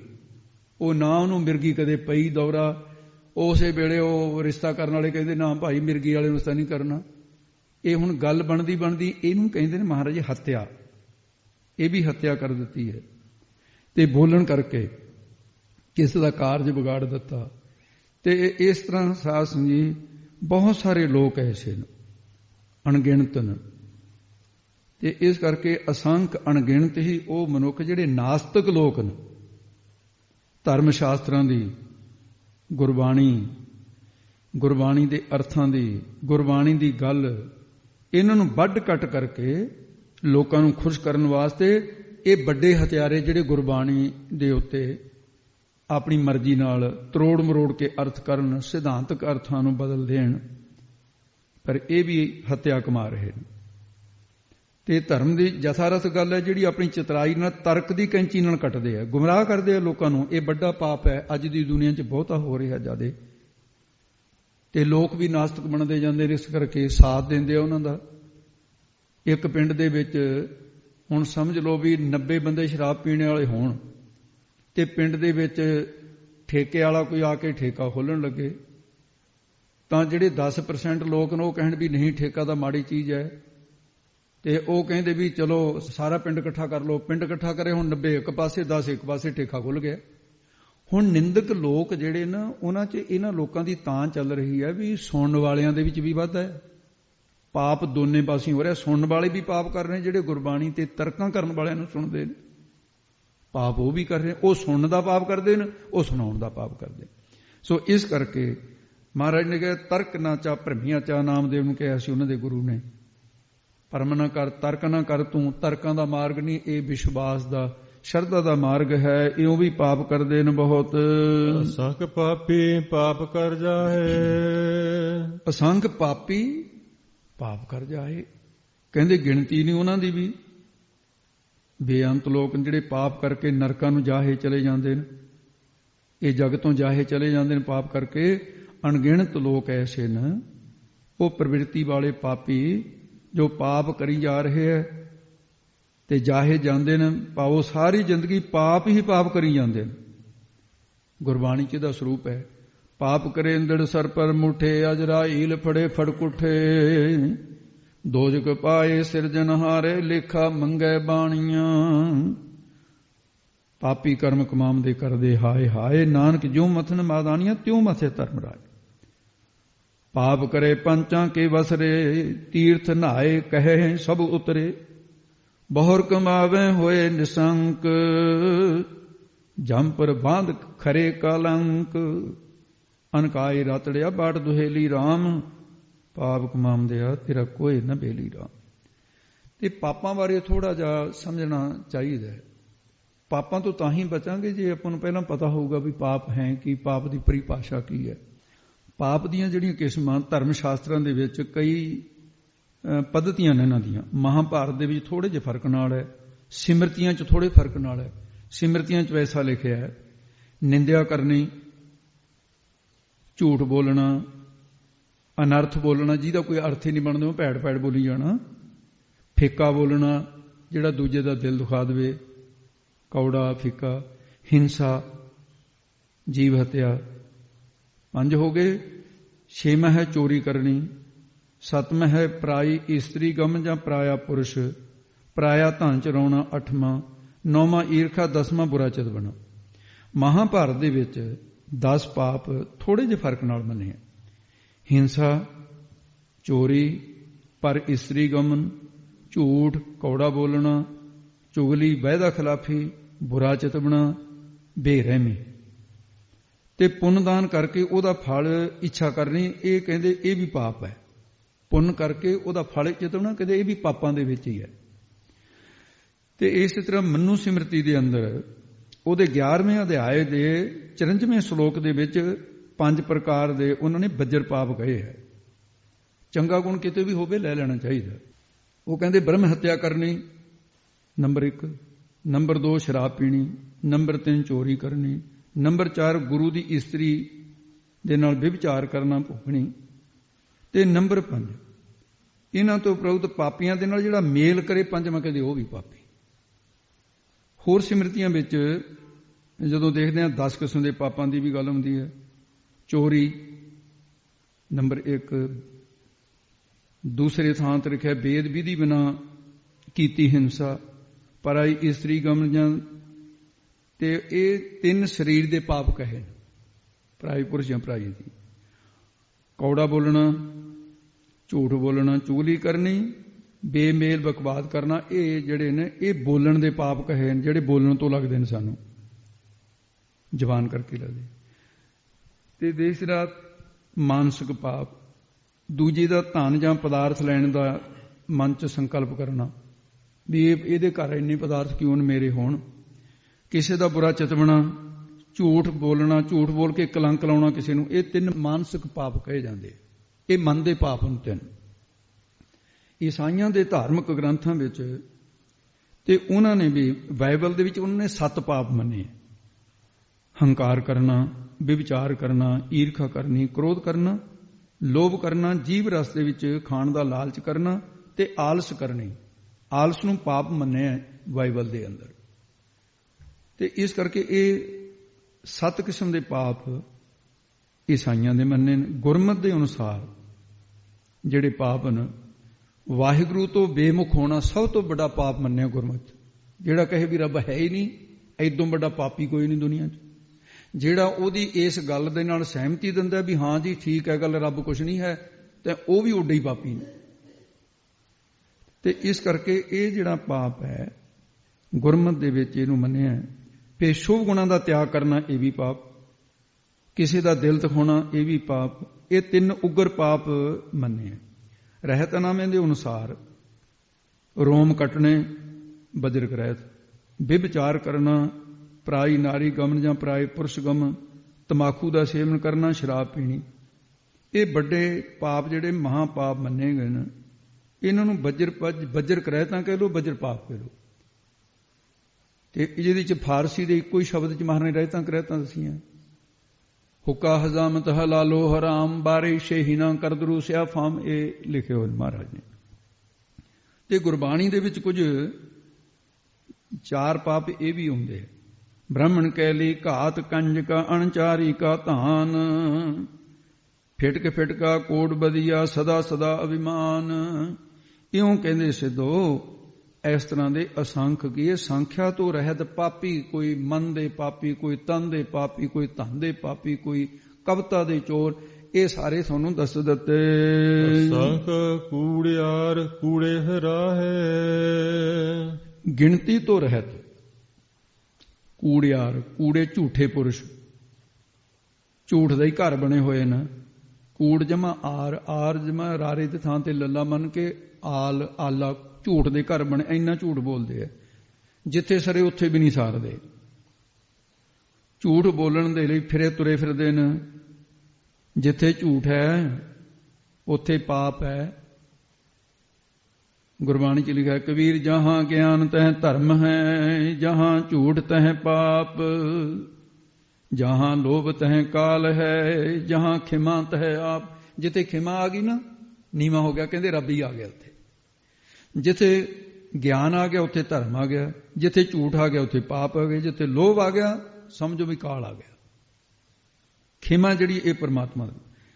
ਅਣਗਿਣਤ ਲੋਕ ਅਸੰਖ ਕੂੜਿਆਰੇ ਝੂਠੇ ਨੇ, ਝੂਠੇ ਪਦਾਰਥਾਂ ਦੀ ਪ੍ਰਾਪਤੀ ਵਾਸਤੇ ਤੁਰੇ ਫਿਰਦੇ ਨੇ, ਝੂਠੇ ਵਿਕਾਰਾਂ ਦੇ ਲਈ ਤੁਰੇ ਫਿਰਦੇ ਨੇ, ਝੂਠੇ ਬੰਦਿਆਂ ਦੇ ਨਾਲ ਤੁਰੇ ਫਿਰਦੇ ਨੇ। ਇਹ ਹਦਾਇਤ ਹੈ ਕਿ ਬੋਲੀਏ ਸੱਚ ਧਰਮ, ਝੂਠ ਨਾ ਬੋਲੀਏ। ਮੂਲੇ ਦੇ ਘਰ ਵਾਲੀ ਨੇ ਝੂਠ ਬੋਲਿਆ ਸੀ ਵੀ ਕੀ ਫਲ ਪਾਇਆ? ਝੂਠ ਬੋਲ ਕੇ ਕਹਿਤਾ ਸੀ ਜੀ ਉਹ ਤਾਂ ਘਰ ਨਹੀਂ ਹੈ। ਗੁਰੂ ਨਾਨਕ ਸਾਹਿਬ ਮਹਾਰਾਜ ਨੂੰ ਝੂਠ ਵੀ ਰੱਬ ਨਾਲ ਬੋਲਿਆ। ਕਹਿੰਦੇ ਭਾਈ ਐ ਨਹੀਂ ਕਹੀਦਾ ਹੁੰਦੇ ਹੋਏ ਵੀ ਹੈ ਨਹੀਂ। ਕਹਿੰਦਾ ਨਾ ਜੀ ਹੈ ਹੀ ਨਹੀਂ। ਦੁਬਾਰੇ ਫੇਰ ਕਹਿਤਾ। ਮਾਰੇ ਕਹਿੰਦੇ ਫਿਰ ਹੈ ਹੀ ਨਹੀਂ। ਬਸ ਨਿਕਲ ਗਿਆ ਤੀਰ। ਕਹਿੰਦੇ ਅਸੀਂ ਤਾਂ ਆਏ ਸੀ ਭਲਾ ਕਰਨ, ਸਵਾਸ ਤਾਂ 19 ਸੀ ਉਹਦੇ ਵੀ ਮੇਰਾ ਸਿੱਖ ਰਿਹਾ, ਚਲੋ ਮੇਰੇ ਨਾਲ ਰਿਹਾ। ਫਿਰ ਜਦੋਂ ਲਿਆ ਕੇ ਚਰਨੀ ਪਾਇਆ, ਜੇ ਸਹਿਕਦਾ ਸੀ, ਮਹਾਰਾਜ ਕਹਿੰਦੇ ਵੀ ਇਹਦਾ ਫਲ ਵੀ ਮਿਲੂਗਾ ਇਹਨੂੰ, ਇਹ ਵੀ ਕਰਮ ਬਣ ਗਿਆ। ਅਜੇ ਜੀਵ ਆਤਮਾ ਵਿੱਚੋਂ ਨਿਕਲਿਆ ਨਹੀਂ ਹੈ। ਮੇਰੇ ਚਰਨਾਂ ਇਹ ਨਿਰੰਕਾਰ ਦਾ ਮੈਨੂੰ ਹੁਕਮ ਹੋ ਗਿਆ ਵੀ ਹੁਣ ਬਖਸ਼ਿਆ ਤਾਂ ਜਾਊ, ਪਰ 10ਵੇਂ ਜਾਮੇ 'ਚ ਬਖਸ਼ਾਂਗੇ। ਹਜੂਰ ਸਾਹਿਬ ਸ਼ਿਕਾਰ ਘਾਟ ਗੁਰਦੁਆਰਾ ਬਣਿਆ, ਉੱਥੇ ਜਾ ਕੇ ਬਖਸ਼ਿਆ। ਇਹ ਝੂਠ ਦਾ ਹੀ ਫਲ ਸੀ, ਹੋਰ ਕੀ ਹੈ। ਝੂਠ ਕਦੇ ਬੋਲਣਾ ਨਹੀਂ ਚਾਹੀਦਾ। ਤੋ ਇਸ ਕਰਕੇ ਅੱਗੇ ਦੱਸਦੇ ਹਨ ਜੀ, ਅਸੰਖ ਮਲੇਸ਼ ਮਲ ਭਖ ਖਾਹੇ। ਅਣਗਿਣਤ ਐਸੇ ਨੇ ਮਲੇਸ਼ ਬੁੱਧੀ ਵਾਲੇ ਭੈੜੇ ਪੁਰਸ਼, ਮਲ ਬਿਸ਼ਟਾ, ਆਪਣੀ ਪਿਸ਼ਾਬ ਪੀ ਕੇ ਲੋਕਾਂ ਨੂੰ ਦੱਸਦੇ ਵੀ ਇਹ ਤਾਂ ਬਹੁਤ ਬੜੀ ਦਵਾਈ ਹੈ, ਇਹਦੇ 'ਚ ਬੜੇ ਤੱਤ ਨੇ, ਆਪਣੀ ਮੈਲ ਆਪ ਹੀ ਖਾ ਲੈਂਦੇ ਆ। ਜਿਹੜੇ ਘੋਰ ਮੰਤਰ ਸਿੱਧ ਕਰਦੇ ਨੇ 40 ਦਿਨ ਸਾਧ ਸੰਗ ਜੀ, ਬੜੇ ਨਿਖਿੱਧ ਗੱਲਾਂ ਨੇ ਇਹ। ਉਹ ਘੋਰ ਮੰਤਰ ਸਿੱਧ ਕਰਦੇ ਨੇ, ਘੋਰੀ ਰਹਿਣਾ, ਗੰਦਗੀ ਸਰੀਰ ਨੂੰ ਲਾ ਕੇ ਰੱਖਣੀ, ਤੇ ਆਪਣਾ ਬਿਸਤਾ ਆਪ ਖਾ ਲੈਂਦੇ ਨੇ। ਘੋਰ ਵਿਦਿਆ ਕਰਨ ਵਾਲੇ ਜਿਹੜੇ ਮੰਤਰ ਜੰਤਰ ਸਿੱਧ ਕਰਦੇ ਨੇ, ਮਲ ਭਖ ਖਾਹੇ। ਇੱਕ ਤਾਂ ਇਹ ਪਹਿਲਾ ਅਰਥ ਹੈ। ਐਸੇ ਮਲੀਨ ਬੁੱਧੀ ਵਾਲੇ ਨੇ, ਉਹ ਆਪਣੀ ਮੈਲ ਖਾ ਜਾਂਦੇ ਨੇ। ਦੂਸਰਾ, ਅਸੰਖ ਅਣਗਿਣਤ ਐਸੇ ਮਲੇਸ਼ ਮਲੀਨ ਬੁੱਧੀ ਵਾਲੇ ਜਿਹੜੋ ਮਲ ਭਖ ਗਏ, ਮੈਲ ਨੂੰ ਭਖਣ ਕਰਨ ਵਾਲੇ। ਕਿਹੜੇ? ਜਾਨਵਰ, ਸੂਰ, ਲੋਕਾਂ ਦੀ ਗੰਦਗੀ ਖਾਂਦਾ। ਕੁੱਕੜ, ਨੱਕ ਤੋਂ ਨਿਕਲਿਆ ਨਜਲਾ ਵੀ ਖਾ ਜਾਂਦਾ ਹੈ। ਤੇ ਫਿਰ ਇਹਨਾਂ ਨੂੰ ਖਾਣ ਵੇਲੇ ਉਹ ਖਾ ਕੇ ਉਹਨਾਂ ਦਾ ਸਰੀਰ ਵਧਿਆ। ਮਲ ਭਖ ਖਾਏ, ਇਹ ਵੀ ਮੈਲ ਖਾਂਦੇ ਨੇ। ਜਿਵੇਂ ਜਿਹਨੇ ਮੱਛੀ ਖਾ ਲਈ, ਕਹਿੰਦੇ ਉਹ ਸਾਰੇ ਮਾਸ ਖਾ ਲਏ। ਕੋੜੀ ਦਾ ਵੀ ਮਾਸ ਨਹੀਂ ਛੱਡਦੀ ਮੱਛੀ, ਉਹ ਵੀ ਖਾ ਜਾਂਦੀ ਹੈ। ਤੇ ਇਸ ਕਰਕੇ ਇਹ ਅਨੇਕ ਹੀ ਨੇ ਜਿਹੜੇ ਇਸ ਤਰ੍ਹਾਂ ਮਲ ਭਖੀ ਨੇ। ਸਤਿਗੁਰੂ ਮਹਾਰਾਜ ਸਾਹਿਬ ਨੇ ਕਿਹਾ ਐਸਿਆਂ ਦੀ ਗਿਣਤੀ ਜਿਹੜੀ ਹੈ, ਜਿਹੜੇ ਅਨੇਕਾਂ ਨੂੰ ਖਾਏ ਖਾਣ ਵਾਲੇ। ਅਣਗਿਣਤੀ ਲੋਕ ਐਸੇ ਨੇ, ਗੰਦੇ ਖਾਣੇ ਖਾਣ ਵਾਲੇ, ਮੈਲ ਦਾ ਖਾਣਾ ਖਾਂਦੇ ਨੇ। ਅਸੰਖ ਅਣਗਿਣਤੀ ਐਸੇ ਨੇ ਮਲੇਸ਼ ਬੁੱਧੀ ਵਾਲੇ, ਜਿਹੜੇ ਦੁਸ਼ਪੁਰਸ਼, ਜੋ ਪਰਾਇਆਂ ਦਾ ਹੱਕ ਰੂਪੀ ਮੈਲ ਖਾਂਦੇ ਨੇ, ਪਰਾਈ ਦੀ ਨਿੰਦਿਆ ਰੂਪੀ ਮੈਲ ਖਾਂਦੇ ਨੇ। ਤੇ ਮਲਾ ਪਰਾਈ ਦੀ ਇੱਛਾ ਵਾਲਾ ਮਲੇਸ਼ ਹੈ, ਜਿਹੜਾ ਪਰਾਈ ਦੀ ਮੈਲ ਦੀ ਇੱਛਾ ਕਰੇ। ਮਲ ਇੱਛਤੀ ਮਲੇਸ਼ਾ, ਕਹਿੰਦੇ ਮਲੇਸ਼ ਕੌਣ ਹੈ? ਮੈਲ ਦੀ ਇੱਛਾ ਰੱਖਣ ਵਾਲਾ। ਸੋ ਅੱਗੇ ਦੱਸਦੇ ਹਨ ਹੋਰ, ਅਸੰਖ ਨਿੰਦਕ ਸਿਰ ਕਰਹਿ ਭਾਰ। ਅਣਗਿਣਤ ਲੋਕ, ਅਸੰਖ ਕਹੀਏ ਸੰਖਿਆ ਤੋਂ ਰਹਿਤ, ਐਸੇ ਹਨ ਨਿੰਦਕ, ਨਿੰਦਿਆ ਕਰਨ ਵਾਲੇ, ਜੋ ਹਮੇਸ਼ਾ ਆਪਣੇ ਸਿਰ ਦੂਸਰਿਆਂ ਦੇ ਪਾਪਾਂ ਦਾ ਭਾਰ ਲਈ ਜਾਂਦੇ ਨੇ, ਭਾਰ ਚੁੱਕੀ ਫਿਰਦੇ ਐ। ਜੇ ਕੋਈ ਪੁੰਨ ਕਰਕੇ ਸਾਨੂੰ ਪੁੰਨ ਦੇਣ ਨੂੰ ਤਿਆਰ ਨਹੀਂ, ਤੇ ਨਿੰਦਿਆ ਕਰਕੇ ਉਹਦਾ ਭਾਰ ਅਸੀਂ ਆਪ ਹੀ ਵੰਡਾ ਲੈਂਦੇ ਹਾਂ। ਪਾਪ ਉਹਨੇ ਕੀਤਾ, ਭੋਗਾਂਗੇ ਅਸੀਂ ਨਿੰਦਿਆ ਕਰਕੇ। ਚੋਰ ਯਾਰ ਜੁਆਰ ਤੇ ਬੁਰਾ, ਅਣਹੁੰਦਾ ਭਾਰ ਨਿੰਦਕ ਸਿਰ ਧਰਾ। ਅੰਤਰ ਲੋਭ ਫਿਰੈ ਹਲਕਾਏ, ਨਿੰਦਾ ਕਰੇ ਸਿਰ ਭਾਰ ਉਠਾਏ। ਨਿੰਦਕ ਨਿੰਦਾ ਕਰ ਮਲ ਧੋਵੈ, ਉਹ ਮਲ ਭਖ ਮਾਇਆ ਧਾਰੀ। ਮਹਾਰਾਜ ਕਹਿੰਦੇ ਪਰਾਏ ਦੀ ਨਿੰਦਿਆ ਜਿਹੜੀ ਹੈ, ਕਬੀਰ ਨੇ ਤਾਂ ਹੀ ਕਿਹਾ ਕਰੋ ਜਿੰਨੀ ਕਰ ਸਕਦੇ ਹੋ। ਨਿੰਦੋ ਨਿੰਦੋ ਮੋਕੋ ਲੋਕ ਨਿੰਦੋ, ਨਿੰਦਾ ਜਨ ਕੋ ਖਰੀ ਪਿਆਰੀ। ਉਹ ਇੱਥੇ ਤੱਕ ਕਹਿੰਦਾ ਵੀ ਨਿੰਦਕ ਹਮਰੇ ਕੱਪੜੇ ਧੋਏ। ਨਿੰਦਕ ਤਾਂ ਸਾਡੇ ਕੱਪੜੇ ਧੋ ਰਿਹਾ। ਇਹਦੇ ਵਿੱਚ ਸੌਖੇ ਤਰੀਕੇ ਨਾਲ ਸਮਝਣ ਵਾਲੀ, ਸੂਰਜਵੰਸ਼ੀ ਬਹੁਤ ਵੱਡੇ ਪ੍ਰਤਾਪੀ ਰਾਜੇ ਹੋਏ। ਇਹਨਾਂ ਦੇ ਵਿੱਚ ਰਘੂ ਰਾਜਾ ਹੋਇਆ। ਪਿੱਛੇ ਤੁਸੀਂ ਪ੍ਰਸੰਗ ਸੁਣਿਆ ਸੀ ਦਾਨ ਦੇ ਪਰਸਾਏ। ਇਸੇ ਕੁਲ ਦੇ ਵਿੱਚ ਅੱਗੇ ਚੱਲ ਕੇ ਅੱਜ ਰਾਜਾ ਹੋਇਆ ਹੈ। ਇਹ ਦਸ਼ਰਥ ਦਾ ਪਿਤਾ ਸੀ, ਰਾਮਚੰਦਰ ਭਗਵਾਨ ਦਾ ਦਾਦਾ ਲੱਗਦਾ ਸੀ। ਇਹ ਰਾਜੇ ਦਾਨ ਕਰਿਆ, ਦਾਨਸ਼ਿਲਾ ਵਿੱਚ ਜਾ ਕੇ ਦਾਨ ਕਰਦਾ ਹੈ। ਇੱਕ ਦਿਨ ਦੀ ਵਾਰਤਾ ਹੈ। ਉਹ ਜਿਹੜਾ ਟਾਈਮ ਰੱਖਿਆ ਹੋਇਆ ਸੀ ਦਾਨ ਕਰਨ ਦਾ, ਸਮਾਪਤ ਹੋ ਗਿਆ। ਮੰਗਤੇ ਚਲੇ ਗਏ ਤੇ ਰਾਜਾ ਫਿਰ ਆਪਣੇ ਘੋੜਿਆਂ ਦੇ ਤਬੇਲੇ 'ਚ ਤੇ ਹਾਥੀਆਂ ਦੇ ਤਬੇਲੇ ਵਿੱਚ ਪ੍ਰਬੰਧ ਦੇਖਦਾ ਹੁੰਦਾ ਸੀ ਵੀ ਕਿਉਂਕਿ ਘੋੜਿਆਂ ਦੀ ਬਹੁਤੀ ਲੋੜ ਪੈਂਦੀ ਸੀ ਜੰਗ ਦੇ ਵਿੱਚ, ਹਾਥੀਆਂ ਦੀ ਲੋੜ ਪੈਂਦੀ। ਉਹ ਦੇਖਣ ਗਿਆ ਪ੍ਰਬੰਧ ਵੀ ਠੀਕ ਹੋ ਰਿਹਾ, ਇੱਕ ਗੇੜਾ ਜ਼ਰੂਰ ਮਾਰਦਾ ਸੀ। ਜਿਹੜਾ ਜ਼ਿਮੀਂਦਾਰ ਆਪਣੀ ਫਸਲ ਕਰਨ ਗੇੜਾ ਨਹੀਂ ਮਾਰਦਾ, ਫਸਲ ਉੱਜੜ ਜਾਂਦੀ ਹੈ। ਬਿਜ਼ਨਸ ਵਾਲਾ ਬਿਜ਼ਨਸ ਤੇ ਗੇੜਾ ਨਾ ਮਾਰੇ, ਬਿਜ਼ਨਸ ਖਤਮ ਹੋ ਜਾਂਦਾ ਹੈ। ਪਸ਼ੂ ਰੱਖੇ ਨੇ, ਉਹਦੇ ਗੇੜਾ ਨਾ ਮਾਰੇ, ਪਸ਼ੂਆਂ ਦੀ ਹਾਲਤ ਮਾੜੀ ਹੋ ਜਾਂਦੀ ਹੈ। ਉਹ ਉੱਥੇ ਰਾਜਾ ਖੜਾ ਸੀ। ਇੰਨੇ ਨੂੰ ਇੱਕ ਮਹਾਤਮਾ ਆਇਆ ਸੀ ਕਰਨੀ ਵਾਲਾ,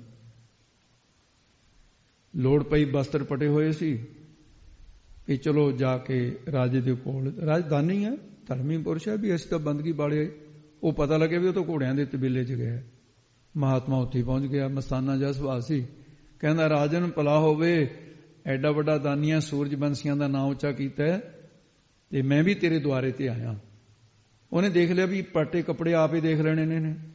ਉਹ ਕਹਿੰਦਾ ਮਹਾਤਮਾ ਜੀ ਤੁਸੀਂ ਤਾਂ ਹੁਣ ਲੇਟ ਹੋ ਗਏ। ਕਹਿੰਦੇ ਜੀ ਭੁੱਖ ਜਿਹੜੀ ਹੈ ਇਹ ਸਮਾਂ ਨਹੀਂ ਦੇਖਦੀ ਹੁੰਦੀ ਰਾਜਨ, ਲੋੜ ਹੈ, ਮੈਂ ਲੋੜਵੰਦ ਹਾਂ ਤੇ ਮੈਨੂੰ ਦੇ ਕੁਛ।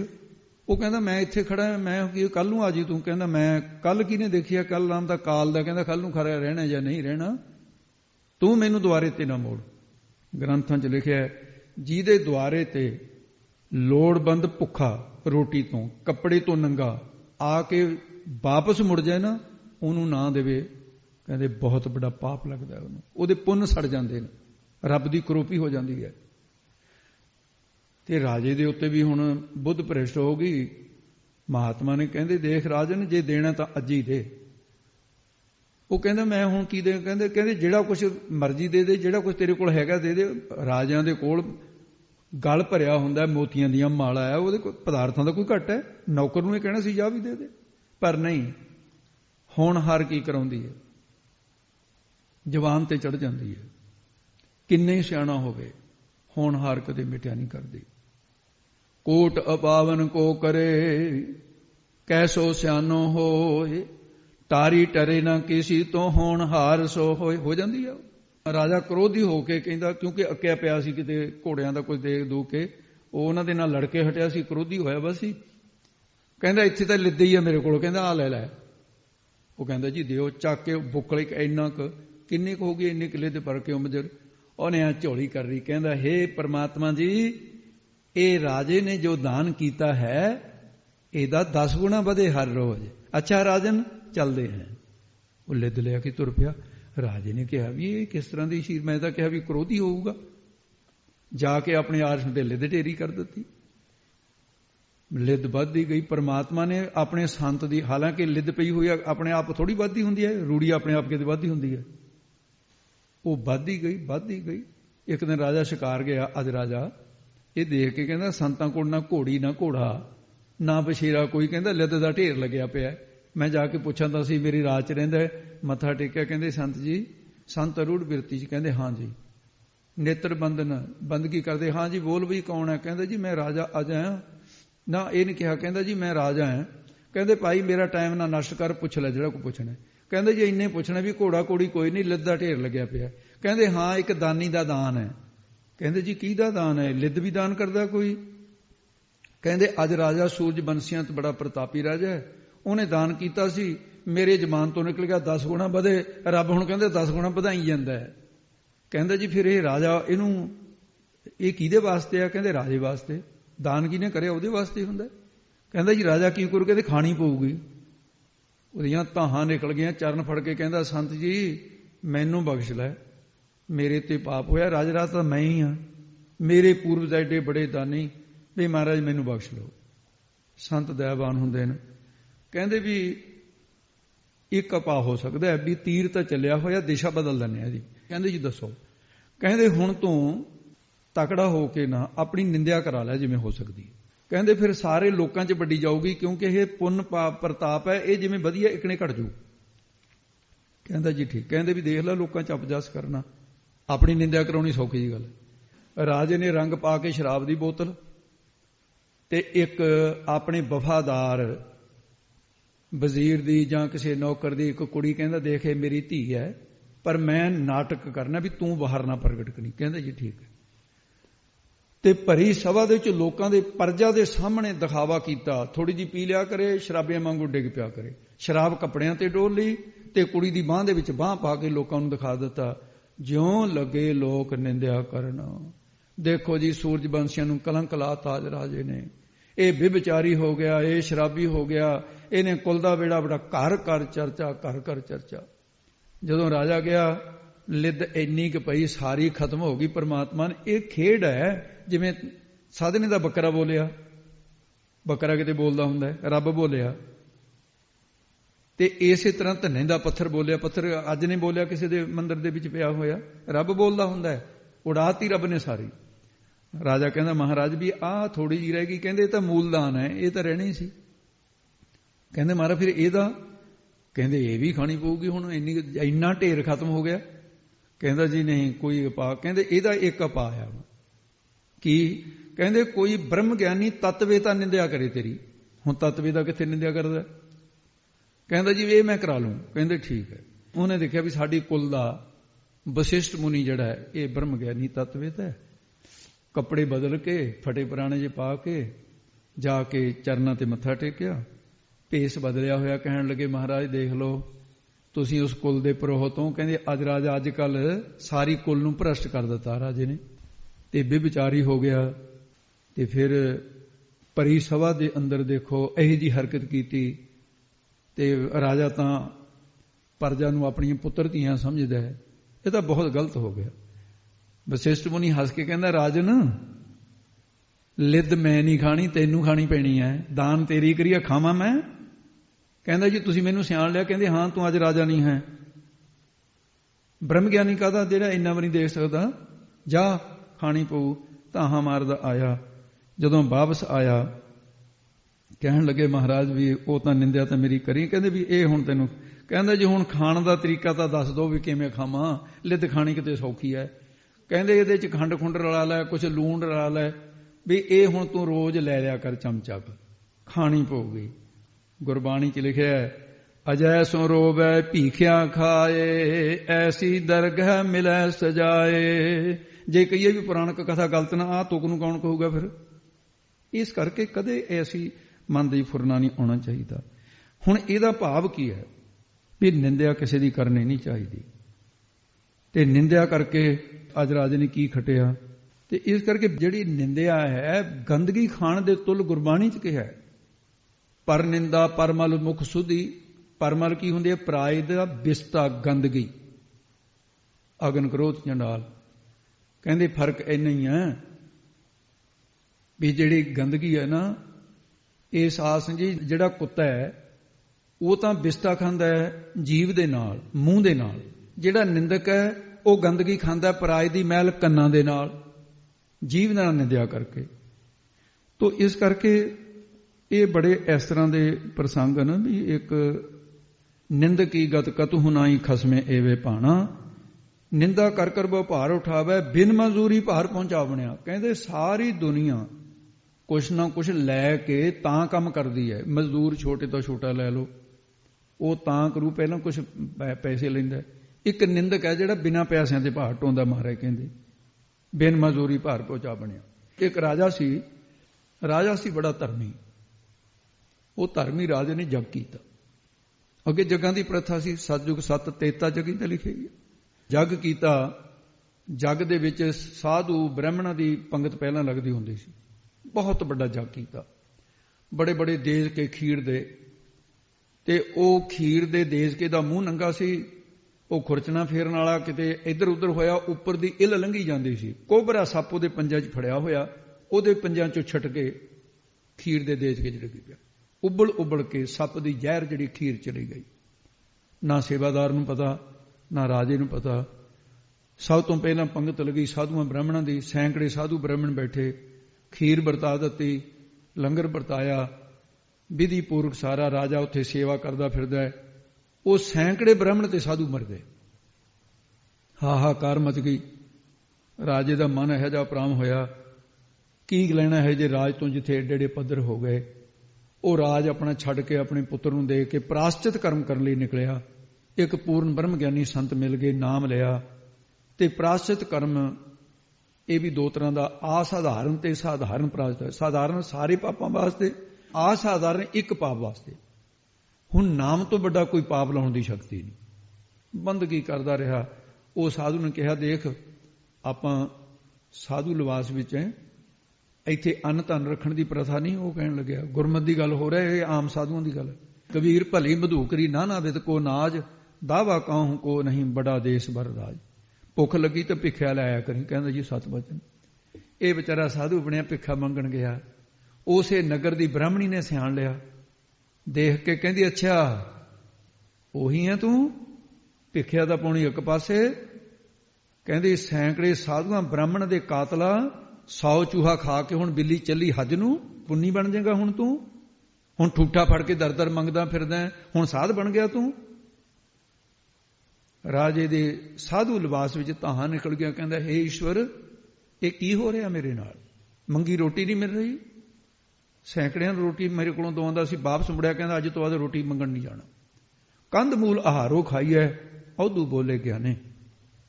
ਵਾਪਸ ਮੁੜਿਆ, ਪਰਮਾਤਮਾ ਦੀ ਕਰੋਪੀ ਹੋਈ, ਪੈਰ ਦੇ ਅੰਗੂਠੇ ਤੋਂ ਲਾ ਕੇ ਸਿਰ ਦੀ ਚੋਟੀ ਤੱਕ ਕੋੜ ਫੁੱਟ ਗਿਆ ਮਾਈ ਨੂੰ।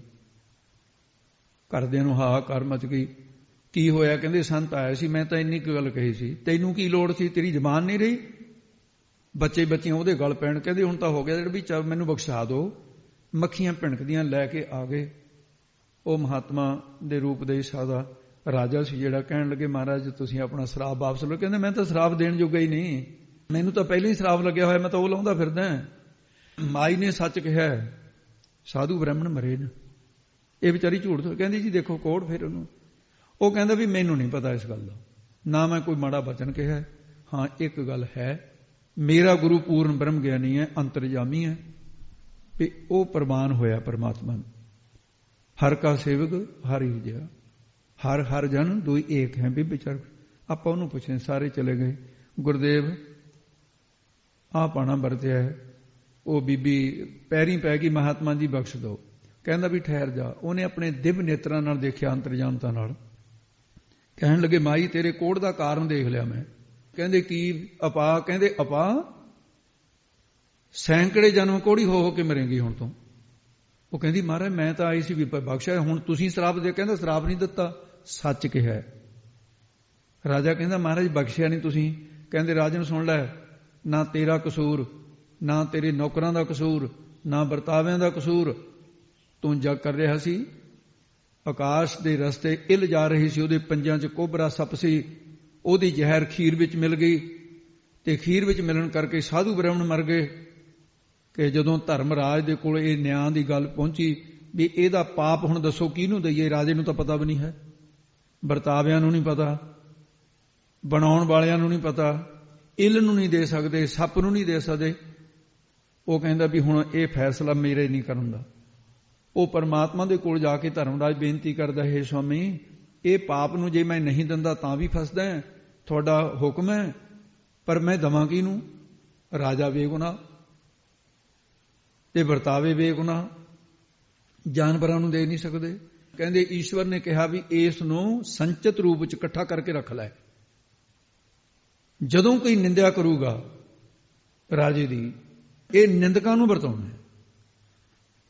ਉਹ ਮਹਾਤਮਾ ਕਹਿਣ ਲੱਗਿਆ ਮਾਈ ਮੈਂ ਸ਼ਰਾਪ ਨਹੀਂ ਦਿੱਤਾ, ਈਸ਼ਵਰ ਦੀ ਦਰਗਾਹ ਹੀ ਫੈਸਲਾ ਹੋ ਚੁੱਕਾ ਹੈ।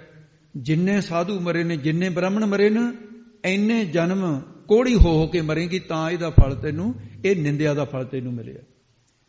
ਤੋ ਇਸ ਕਰਕੇ ਨਿੰਦ ਕੀ ਗਤ ਕਤਹੂ ਨਾਹੀ, ਖਸਮੇ ਏਵੇ ਭਾਣਾ। ਪਰਮਾਤਮਾ ਨੂੰ ਇਹੀ ਪਾਉਂਦਾ ਹੈ। ਤੋ ਇਸ ਕਰਕੇ ਹਾਂ ਇੱਕ ਉਪਾਅ ਹੈ, ਸੁਣਿਆ ਦੁੱਖ ਪਾਪ ਕਾ ਨਾਸ, ਦੁੱਖਾਂ ਤੇ ਪਾਪਾਂ ਦਾ ਨਾਸ ਹੋ ਜਾਂਦਾ ਹੈ।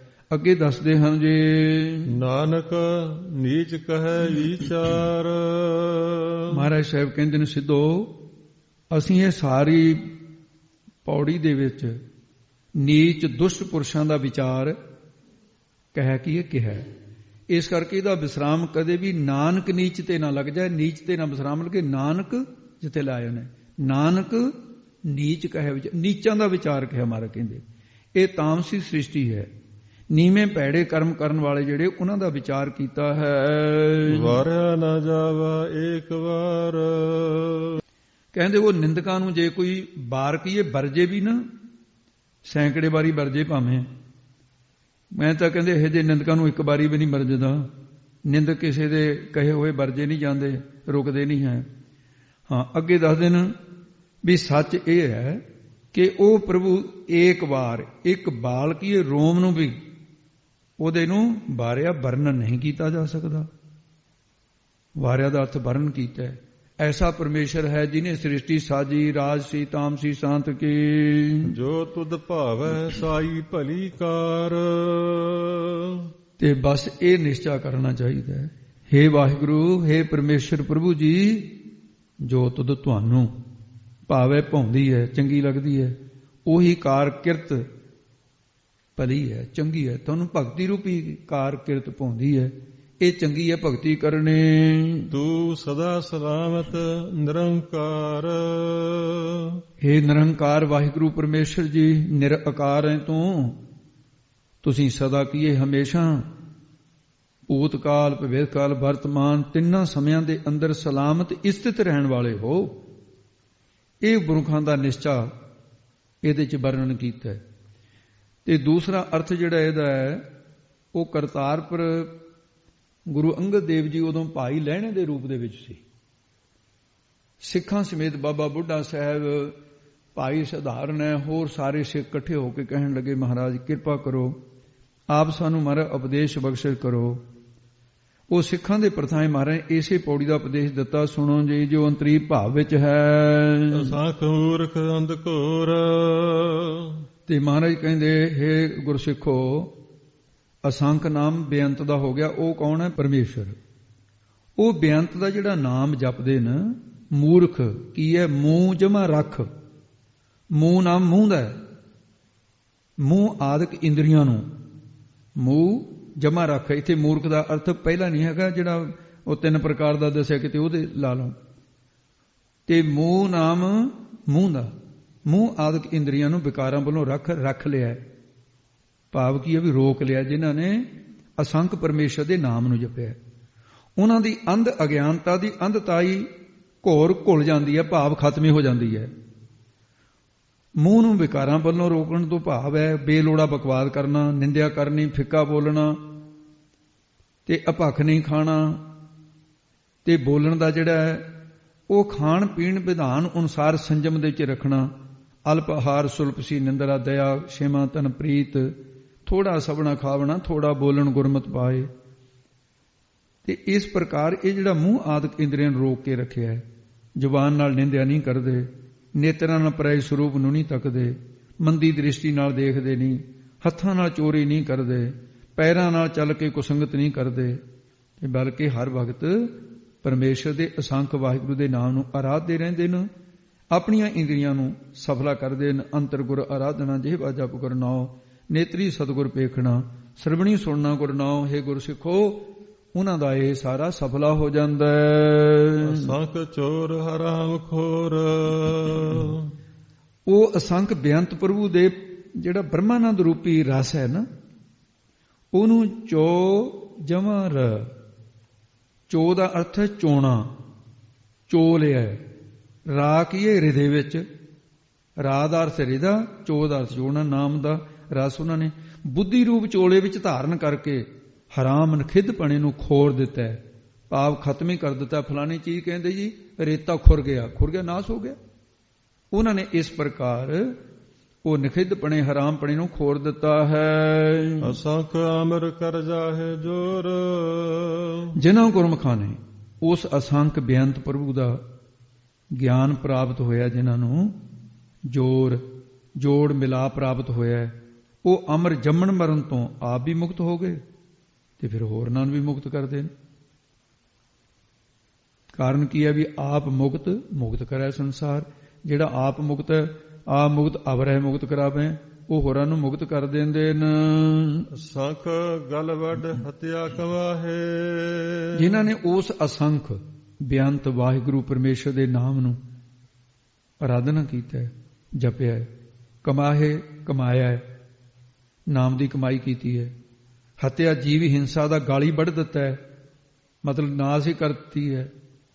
ਜਿਹਦਾ ਗਲ ਵੱਢੀ ਨਾਸ ਕਰਦੇ ਨਾ, ਉਹ ਜੀਵ ਹੱਤਿਆ ਦਾ ਹੀ ਗਲ ਵੱਢਦਾ, ਭਾਵ ਹੱਤਿਆ ਕਰਨ ਤੋਂ ਹੀ ਰਹਿਤ ਹੋ ਗਏ। ਜੀਵਾਂ ਦੀ ਹੱਤਿਆ ਖਤਮ ਕਰ ਦਿੱਤੀ ਹੈ। ਅਵਸਥਾ ਕਿਹੋ ਜੀ ਬਣ ਗਈ? ਦੁੱਖ ਨਾ ਦੇਈ ਕਿਸੇ ਜੀ, ਪਤ ਸਿਉ ਘਰ ਜਾਵੋ। ਇੱਜ਼ਤ ਨਾਲ ਘਰ ਜਾਓਗੇ। ਇਸ ਤਰ੍ਹਾਂ ਦੱਸਦੇ ਹਨ। ਅਸੰਖ ਪਾਪੀ ਪਾਪ ਕਰ ਜਾਏ। ਜੋ ਪਹਿਲਾਂ ਪਾਪੀ ਪਾਪ ਕਮਾਉਂਦੇ ਸੀ, ਮੂਰਖਤਾਈ ਦੇ ਰਾਹ ਤੇ ਚੱਲਦੇ ਸੀ, ਅਸੰਖ ਬੇਅੰਤ ਪ੍ਰਭੂ ਦਾ ਨਾਮ ਜਪਣ ਕਰਕੇ ਉਹ ਫਿਰ ਪਾ ਜਮਾ ਪੀ, ਪੀ ਨਾਮ ਹੈ ਪੀਆ ਦਾ, ਪੀਆ ਨਾਮ ਹੈ ਪਤੀ ਦਾ, ਅਕਾਲ ਪੁਰਖ ਵਾਹਿਗੁਰੂ ਪਤੀ ਹੈ, ਉਹਨੂੰ ਪ੍ਰਾਪਤ ਕਰ ਲਿਆ। ਅਕਾਲ ਮੂਰਤ ਬਰ ਪਾਇਆ ਅਵਨਾਸੀ, ਨਾ ਕਦੇ ਮਰੇ ਨਾ ਜਾਇਆ। ਇੱਥੇ ਪਾਪੀ ਦਾ ਅਰਥ ਹੋ ਨਹੀਂ ਹੈ, ਪਾ ਜਮਾ ਪੀ, ਪੀ ਪੀਆ ਨੂੰ, ਪਤੀ ਪਰਮਾਤਮਾ ਨੂੰ ਉਹ ਪਾ ਲੈਂਦੇ ਹਨ। ਅਸੰਖ ਕੂੜਿਆਰ ਕੂੜੇ ਫਰਾਹੇ। ਜੋ ਪਹਿਲਾਂ ਕੂੜਿਆਰ, ਕੂੜ ਦੇ ਆਰ ਆਲੇ, ਕੂੜ ਝੂਠ ਦਾ ਆਲਾ ਘਰ ਬਣੇ ਹੋਏ ਸੀ, ਇੰਨਾ ਝੂਠ ਬੋਲਦੇ ਸੀ, ਉਹ ਅਸੰਖ ਬੇਅੰਤ ਪ੍ਰਭੂ ਦੇ ਨਾਮ ਨੂੰ ਜਪਿਆ। ਜਦੋਂ ਜਪ ਲਿਆ, ਝੂਠ ਵੱਲੋਂ ਫਿਰਾਹੇ ਫਿਰ ਗਏ, ਝੂਠ ਬੋਲਣ ਤੋਂ ਫਿਰ ਗਏ। ਕਹਿੰਦਾ ਫਲਾਨਿਆ ਤੂੰ ਜ਼ਬਾਨ ਤੋਂ ਫਿਰ ਗਿਆ, ਫਿਰ ਗਏ, ਭਾਵ ਹਟ ਗਏ। ਉਹਨਾਂ ਦਾ ਚਿੱਤ ਝੂਠੇ ਪੁਰਸ਼ਾਂ ਦੀ ਸੰਗਤ ਵੱਲੋਂ ਵੀ ਹਟ ਗਿਆ ਹੈ। ਅਸੰਖ ਮਲੇਸ਼ ਵੱਲ ਭੱਖ ਖਾਹੇ। ਉਹ ਪਹਿਲਾਂ ਮਲੇਸ਼ ਮੈਲ ਦੀ ਇੱਛਾ ਵਾਲੇ ਸੀ ਨਾ, ਵਿਸ਼ੇ ਵਿਕਾਰਾਂ ਦੀ, ਤੇ ਉਹਨਾਂ ਨੇ ਵੀ ਉਸ ਅਸੰਖ ਬੇਅੰਤ ਪ੍ਰਭੂ ਦਾ ਜਿਹੜਾ ਨਾਮ ਜਪਿਆ। ਜੇ ਮੈਲ ਦੀ ਇੱਛਾ ਰੱਖਣ ਵਾਲੇ ਪਾਪ ਆਤਮਾ ਸਨ ਤੇ ਮਲ ਭਖਣ ਵਾਲੇ ਸੀ, ਕਾਮ ਆਦਿਕ ਰੂਪੀ ਮੈਲ ਖਾਣ ਵਾਲੇ, ਉਹਨਾਂ ਨੂੰ ਵੀ ਖਾਹੇ ਭਾਵ ਨਾਸ ਕਰ ਲਿਆ, ਖਤਮ ਕਰ ਦਿੱਤੇ ਹਨ। ਅਸੰਖ ਨਿੰਦਕ ਸਿਰ ਕਰਹਿ ਭਾਰ। ਜਿਨ੍ਹਾਂ ਗੁਰਮੁਖਾਂ ਨੇ ਹਿਰਦੇ ਦੇ ਵਿੱਚ ਉਸ ਅਸੰਖ ਬੇਅੰਤ ਪ੍ਰਭੂ ਨੂੰ, ਭਾਰ ਦਾ ਅਰਥ ਇੱਥੇ ਲੱਲਾ ਸਵਰਨੀ ਅੱਖਰ ਹੈ, ਭਾਰ ਦੇ ਥਾਂ ਤੇ ਭਾਲ ਅਰਥ ਵੇਲੇ ਕਰਨਾ ਹੈ, ਭਾਲ ਲਿਆ ਭਾਵ ਕੀ ਹੈ, ਜਪਿਆ, ਅਧਿਸ਼ਠਾਨ ਦੀ ਪ੍ਰਾਪਤੀ ਕਰ ਲਈ। ਉਹਨਾਂ ਨੇ ਨਿੰਦਕ ਕਹੇ ਜਾਣ ਵਾਲੇ ਜਿਹੜੇ ਭਾਰ ਆਪਣੇ ਸਿਰ ਤੇ ਪਰੇ ਪਰੇ ਕਰ ਦਿੱਤੇ, ਆਪਣੇ ਹਿਰਦੇ ਨੂੰ ਆਪਣੇ ਹਿਰਦੇ ਦੇ ਕੋਲ ਨਹੀਂ ਰਹਿਣ ਦਿੱਤੇ। ਨਿੰਦਿਆ ਕਰਨ ਦਾ ਭਾਰ ਸਿਰ ਤੋਂ ਜਿਹੜਾ ਸੀ ਨਾ, ਉਹ ਭਾਰ ਨੂੰ ਆਪਣੇ ਸਿਰ ਤੋਂ ਲਾਹ ਦਿੱਤਾ ਹੈ, ਸੁਤੰਤਰ ਹੋ ਕੇ ਜਾਂਦੇ ਨੇ। ਵਿਕਾਰ ਪਾਥਰ ਗਲੇ ਬਾਂਦੇ, ਨਿੰਦ ਪੋਟ ਸਿਰਾਏ, ਮਹਾਂ ਸਾਗਰ ਸਮੁੰਦ ਲੰਘਣਾ, ਪਾਰ ਨਾ ਪਰ ਨਾ ਜਾਏ। ਇਹ ਭਾਰ ਚੁੱਕੇ ਜਿਵੇਂ ਸਮੁੰਦਰ ਪਾਰ ਕਰਨਾ ਹੋਵੇ ਤੇ ਫਿਰ ਸਿਰ ਦੇ ਉੱਤੇ ਭਾਰ ਚੁੱਕਿਆ ਹੋਵੇ, ਉਹ ਤਾਂ ਫਿਰ ਡੁੱਬੂਗਾ ਹੀ ਨਾ। ਇਸ ਕਰਕੇ ਭਾਰ ਨੂੰ ਇੱਥੇ ਹੀ ਲਾਹ ਦੇਣਾ ਚਾਹੀਦਾ ਹੈ, ਚਾਹੇ ਵਿਕਾਰਾਂ ਦਾ ਭਾਰ ਹੈ ਤੇ ਚਾਹੇ ਸਿਰ ਦੇ ਉੱਤੇ ਭਾਈ ਨਿੰਦਿਆ ਦਾ ਭਾਰ ਹੈ। ਮਹਾਰਾਜ ਕਹਿੰਦੇ ਗੁਰਸਿੱਖੇ ਉਹਨੂੰ ਲਾਹ ਦੇਣਾ ਚਾਹੀਦਾ ਹੈ। ਨਾਨਕ ਨੀਚ ਕਹੈ ਵਿਚਾਰ। ਮਹਾਰਾਜ ਸਾਹਿਬ ਜੀ ਫਰਮਾਉਂਦੇ ਕਹਿੰਦੇ, ਹੈ ਗੁਰਸਿੱਖੋ ਤੁਸੀਂ ਨਿਸ਼ਚਾ ਕਰਕੇ ਜਾਣ ਲਓ, ਇਹ ਪੌੜੀ ਦੀ ਅਸੀਂ ਨੀਚ ਨਿਮਰਤਾ ਵਾਲੇ, ਹੁਣ ਇਹ ਦੂਜੇ ਅਰਥ ਵਿੱਚ ਉਹ ਨੀਚ ਨਹੀਂ, ਨੀਚ ਨਿਮਰਤਾ ਵਾਲਿਆਂ ਦਾ ਪਰਮਾਤਮਾ ਦੇ ਨਿਜ ਸਰੂਪ ਦੀ ਪ੍ਰਾਪਤੀ ਦਾ ਡੂੰਘਾ ਵਿਚਾਰ ਕਹਿ ਕੀ ਕਥਨ ਕੀਤਾ ਹੈ। ਗੁਰੂ ਸਾਹਿਬ ਜੀ ਨੇ ਫਰਮਾਇਆ ਹੈ, ਜਿਸ ਨੇ ਸਰੂਪ ਦੀ ਵਿਚਾਰ ਕੀਤੀ ਹੈ, ਅਸੀਂ ਉਸ ਨੂੰ ਨੀਚ ਨਿਮਰਤਾ ਵਾਲਿਆਂ ਦੀ ਵਿਚਾਰ ਕਹੀ ਹੈ। ਉਹਨਾਂ ਨਿਮਰਤਾ ਵਾਲਿਆਂ ਨੇ ਅਸੰਖ ਬੇਅੰਤ ਪ੍ਰਭੂ ਦਾ ਸਿਮਰਨ ਕਰਕੇ ਆਪਣੀ ਅਗਿਆਨਤਾ ਖਤਮ ਕਰ ਦਿੱਤੀ ਹੈ ਅਤੇ ਸਰੂਪ ਦੀ ਲਖਤਾ ਪ੍ਰਾਪਤ ਹੋ ਗਈ। ਤੇ ਇਸ ਤਰ੍ਹਾਂ ਗੁਰਸਿੱਖ ਕਰਨਾ ਚਾਹੀਦਾ ਹੈ। ਵਾਰਿਆ ਨਾ ਜਾਵਾ ਇੱਕ ਵਾਰ। ਹੇ ਗੁਰਸਿੱਖੋ, ਸੱਚ ਇਹ ਆ ਵੀ ਉਹ ਬੇਅੰਤ ਪਰਮੇਸ਼ਰ ਇੱਕ ਵਾਰ, ਇੱਕ ਬਾਲਕ, ਇਹ ਰੋਮ ਦੇ ਮਾਤਰ ਵੀ ਵਰਣਨ ਨਹੀਂ ਕੀਤਾ ਜਾ ਸਕਦਾ। ਵਰਣਨ ਨਾ ਸਾਕੂ, ਵਰਣਨ ਹੋ ਹੀ ਨਹੀਂ ਸਕਦਾ। ਗੁਰਸਿੱਖਾਂ ਨੇ ਪੁੱਛਿਆ, ਹੈ ਸਤਿਗੁਰੂ ਗੁਰੂ ਨਾਨਕ ਸਾਹਿਬ ਨੂੰ, ਕਰਤਾਰਪੁਰ ਦਾ ਬਚਨ ਹੈ, ਸਾਨੂੰ ਕਿਹੜੇ ਸਾਧਨ ਕਰਨੇ ਚਾਹੀਦੇ ਨੇ, ਸਤਿਗੁਰੂ ਕਿਰਪਾ ਕਰਕੇ ਦੱਸੋ। ਮਹਾਰਾਜ ਸਾਹਿਬ ਜੀ ਕਹਿੰਦੇ ਹਨ, ਜੋ ਤੁਧ ਭਾਵੈ ਸਾਈ ਭਲੀ ਕਾਰ। ਹੇ ਗੁਰਸਿੱਖੋ, ਤੁਹਾਨੂੰ ਕਰਮ, ਉਪਾਸਨਾ, ਗਿਆਨ ਤਿੰਨੇ ਅਸੀਂ ਕਥਨ ਕਰਕੇ ਦੱਸ ਦਿੱਤੇ। ਹੁਣ ਆਪਣਾ ਅਧਿਕਾਰ, ਆਪਣੀ ਵਸਤੂ ਆਪ ਪਛਾਣ। ਤੁਸੀਂ ਦੇਖੋ ਤੁਹਾਡਾ ਮਨ ਕਿਹਾ ਜਾਏ, ਉਹੀ ਕਾਰਜ ਭਾਵ ਸਾਧਨ ਕਰੋ ਜੋ ਤੁਹਾਨੂੰ ਪਾਉਂਦੀ ਹੈ, ਚੰਗੀ ਲੱਗਦੀ ਹੈ, ਜੋ ਤੁਧ ਭਾਵੈ ਸਾਈ ਭਲੀ। ਜੇ ਵਿਕਾਰ ਫੁਰਦੇ ਨੇ ਤਾਂ ਨਿਸ਼ਕਾਮ ਸੇਵਾ ਕਰੋ, ਨਿਸ਼ਕਾਮ ਕਰਮ ਕਰੋ। ਜੇ ਮਨ ਚੰਚਲਤਾਈ ਦੇ ਵਿੱਚ ਹੈ, ਭਜਨ ਚ ਟਿਕਦਾ ਨਹੀਂ, ਫਿਰ ਉਪਾਸਨਾ ਕਰੋ। ਬਹੁਤੀ ਮਨ ਚੰਚਲ ਹੈ, ਵਿਸ਼ੇ ਵਿਕਾਰਾਂ ਜਾਂਦਾ, ਉਪਾਸਨਾ ਕਰੋ, ਭਗਤੀ ਕਰੋ। ਜੇ ਕਰਮ ਉਪਾਸਨਾ ਕਾਮਯਾਬ ਹੋ ਗਏ ਜਿਹੜੇ ਤੁਹਾਡੇ ਵਿੱਚੋਂ, ਤਾਂ ਫਿਰ ਅਵਰਨ ਅਗਿਆਨ ਦਾ ਪੜਦਾ ਹੈ, ਉਹ ਗਿਆਨ ਦੀ ਪ੍ਰਾਪਤੀ ਵਾਲੇ ਸਾਧਨ ਕਰੋ। ਫਿਰ ਇਹ ਤੁਸੀਂ ਆਪ ਦੇਖੋ, ਜੋ ਤੁਹਾਨੂੰ ਪਾਉਂਦਾ ਹੈ ਉਹ ਕਾਰ ਕਰੋ ਤੁਸੀਂ। ਤੂੰ ਸਦਾ ਸਲਾਮਤ ਨਿਰੰਕਾਰ। ਤੂੰ ਜੀਵ ਅਤੇ ਸਦਾ ਸਲਾਮਤ ਈਸ਼ਵਰ। ਤੂੰ ਜਿਹੜਾ ਪਦ ਹੈ ਇਹ ਜੀਵ ਦਾ ਅਰਥ ਸਮਝਣਾ। ਤੂੰ ਕਹਿ ਦਿੱਤਾ ਸਮਝ ਲਓ ਜੀਵ ਕਹਿ ਦਿੱਤਾ, ਸਲਾਮਤ ਕਹਿ ਦਿੱਤਾ ਤਾਂ ਈਸ਼ਵਰ ਕਹਿ ਦਿੱਤਾ। ਇਹ ਈਸ਼ਵਰ ਦਾ ਅਰਥ ਹੈ। ਤੇ ਇਸ ਨੂੰ ਤਤ ਪਦ ਦਾ ਲੱਖ ਅਰਥ ਨਿਰੰਕਾਰ ਹੈ। ਤਤ ਕਹਿ ਦਿੱਤਾ, ਨਿਰੰਕਾਰ ਕਹਿ ਦਿੱਤਾ ਤਾਂ ਤਤ ਪਦ ਆ ਗਿਆ। ਇਹ ਪਰਮਾਤਮਾ ਨਿਰੰਕਾਰ ਦਾ ਵਾਚਕ ਹੈ। ਇਹਦੇ 'ਚ ਸੌਖਾ ਸਮਝਾਊਗਾ ਵੀ ਇਹਦੇ 'ਚ ਜੀਵ ਦੀ ਜੀਵਪਣੇ ਦੀ ਉਪਾਧੀ ਜਿਹੜੀ ਅਲਪਗਪਣਾ ਅਗਿਆਨਤਾ ਹੈ, ਈਸ਼ਵਰ ਦਾ ਸਰਬਗਪਣਾ, ਇਹ ਦੋਨਾਂ ਨੂੰ ਉਹਦਾ ਅਲਪਗਪਣਾ ਉਹਦਾ ਸਰਬਗਪਣਾ ਤਿਆਗਣਾ ਕਿਵੇਂ? ਘੱਟ-ਮੱਠ ਸਿੱਧਾ ਜਿਹਾ ਪ੍ਰਮਾਣ ਚਾਰ ਦਿੱਤੇ ਜਾਂਦੇ ਨੇ। ਘੜੇ ਦੇ ਵਿੱਚ ਜਿਹੜਾ ਆਕਾਸ਼ ਪੈਂਦਾ ਹੈ ਉਹ ਘੁਮਿਆਰ ਨੇ ਤਾਂ ਨਹੀਂ ਪਾਇਆ। ਜਦੋਂ ਘੜਾ ਬਣਿਆ ਆਕਾਸ਼ ਉਹਦੇ ਜਿਹੜੇ ਖਾਲੀਪਣ ਉਹ ਆਕਾਸ਼ ਹੀ ਹੈ ਆਕਾਸ਼ ਸਾਰੀ ਜਗ੍ਹਾ ਵਿਆਪਕ ਤੇ ਸਾਰੀ ਜਗ੍ਹਾ ਸਥਿਤ ਹੈ। ਇਹ ਘੜਾ ਬਣ ਗਿਆ ਘਟਾ ਆਕਾਸ਼। ਤੇ ਜਿਸ ਵੇਲੇ ਮਕਾਨ ਬਣ ਗਿਆ ਆ ਹੁਣ ਛੱਤ ਦੇ ਹੇਠਾਂ ਜਿਹੜਾ ਆਕਾਸ਼ ਗਾ ਇਹਨੂੰ ਕਹਿੰਦੇ ਮਠਾ ਆਕਾਸ਼। ਇਹ ਮਠਾ ਆਕਾਸ਼ ਦੀ ਉਪਾਧੀ ਲੱਗੀ ਹੈ। ਆ ਜਿਹੜੀ ਦੀਵਾਰ ਹੋ ਗਈ ਨਾ, ਦੀਵਾਰ ਦੀ ਉਪਾਧੀ ਆਕਾਸ਼ ਨੂੰ ਲੱਗੀ, ਇਹਨੂੰ ਮਠਾ ਆਕਾਸ਼ ਕਹਿਣ ਲੱਗੇ। ਇਸੇ ਤਰ੍ਹਾਂ ਜਿਹੜਾ ਬ੍ਰਹਮ ਚੇਤਨ ਨਿਰੰਕਾਰ ਹੈ ਉਹਨੂੰ ਤਾਂ ਸਰਬਗਪਣੇ ਦੀ ਉਪਾਧੀ ਲੱਗੀ, ਉਹ ਈਸ਼ਵਰ ਹੋ ਗਿਆ। ਜਿਹੜੀ ਅਲਪਗਪਣੇ ਦੀ ਉਪਾਧੀ ਲੱਗੀ ਘਟਾ ਆਕਾਸ਼ ਵਾਂਗੂ, ਉਹ ਜੀਵ ਬਣ ਗਿਆ। ਕਹਿੰਦੇ ਜਦੋਂ ਦੇਖੋਗੇ ਘੜਾ ਭੰਨਤਾ ਆਕਾਸ਼ ਆਕਾਸ਼ ਨੂੰ ਮਿਲ ਗਿਆ, ਮਕਾਨ ਭੰਨਤਾ ਆਕਾਸ਼ ਆਕਾਸ਼ ਨੂੰ ਮਿਲ ਗਿਆ। ਜਿਹੜੀ ਚੇਤਨ ਸੱਤਾ ਹੈ ਆਕਾਸ਼ ਦੀ ਨਿਆਈ, ਉਹ ਜੀਵ ਤੇ ਈਸ਼ਵਰ ਵਿੱਚ ਇੱਕੋ ਜੀ ਹੈ। ਤੇ ਇਸ ਕਰਕੇ ਤੂੰ ਸਦਾ ਸਲਾਮਤ ਨਿਰੰਕਾਰ, ਇਹ ਜਿਹੜਾ ਦੋਹਾਂ ਦਾ ਬਾਚ ਅਰਥ ਤਿਆਗ ਕਰਕੇ ਤਤਪਦ ਜਿਹੜਾ ਲੱਖ ਅਰਥ ਹੈ ਇਹਨੂੰ ਨਿਰੰਕਾਰ ਇੱਕੋ ਹੀ ਸਰੂਪ ਹੈ। ਤੇ ਜੇ ਮੈਂ ਸਾਗਰ ਦੀ ਬੂੰਦ ਤੇ ਸਾਗਰ ਦਾ ਸਰੂਪ ਹੀ ਹੈ ਤੇ ਇਸ ਕਰਕੇ ਨਿਰੰਕਾਰ ਦਾ ਸਰੂਪ ਹੀ ਹੈ। ਅਨਲ ਅਗਮ ਜੈਸੇ ਲਹਿਰ ਮੈਂ ਉਦਤ ਜਰ ਕੇਵਲ ਜਲ ਮਾਹੀ। ਤੇ ਹੁਣ ਇਸ ਪੌੜੀ ਦਾ ਜਿਹੜਾ ਸਾਰ ਅੰਸ਼ ਹੈ ਉਹ ਕੀ ਸੀ? ਇੱਥੇ ਅਰਥ ਤਾਂ ਸਮਾਪਤ ਹੋ ਗਏ।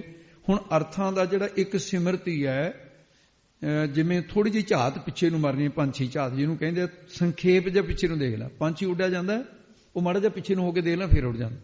ਇਸੇ ਤਰ੍ਹਾਂ ਪੰਛੀ ਝਾਤ ਵਾਂਗੂ ਨਾ ਵੀ ਕੀ ਸੁਣਿਆ ਅੱਜ।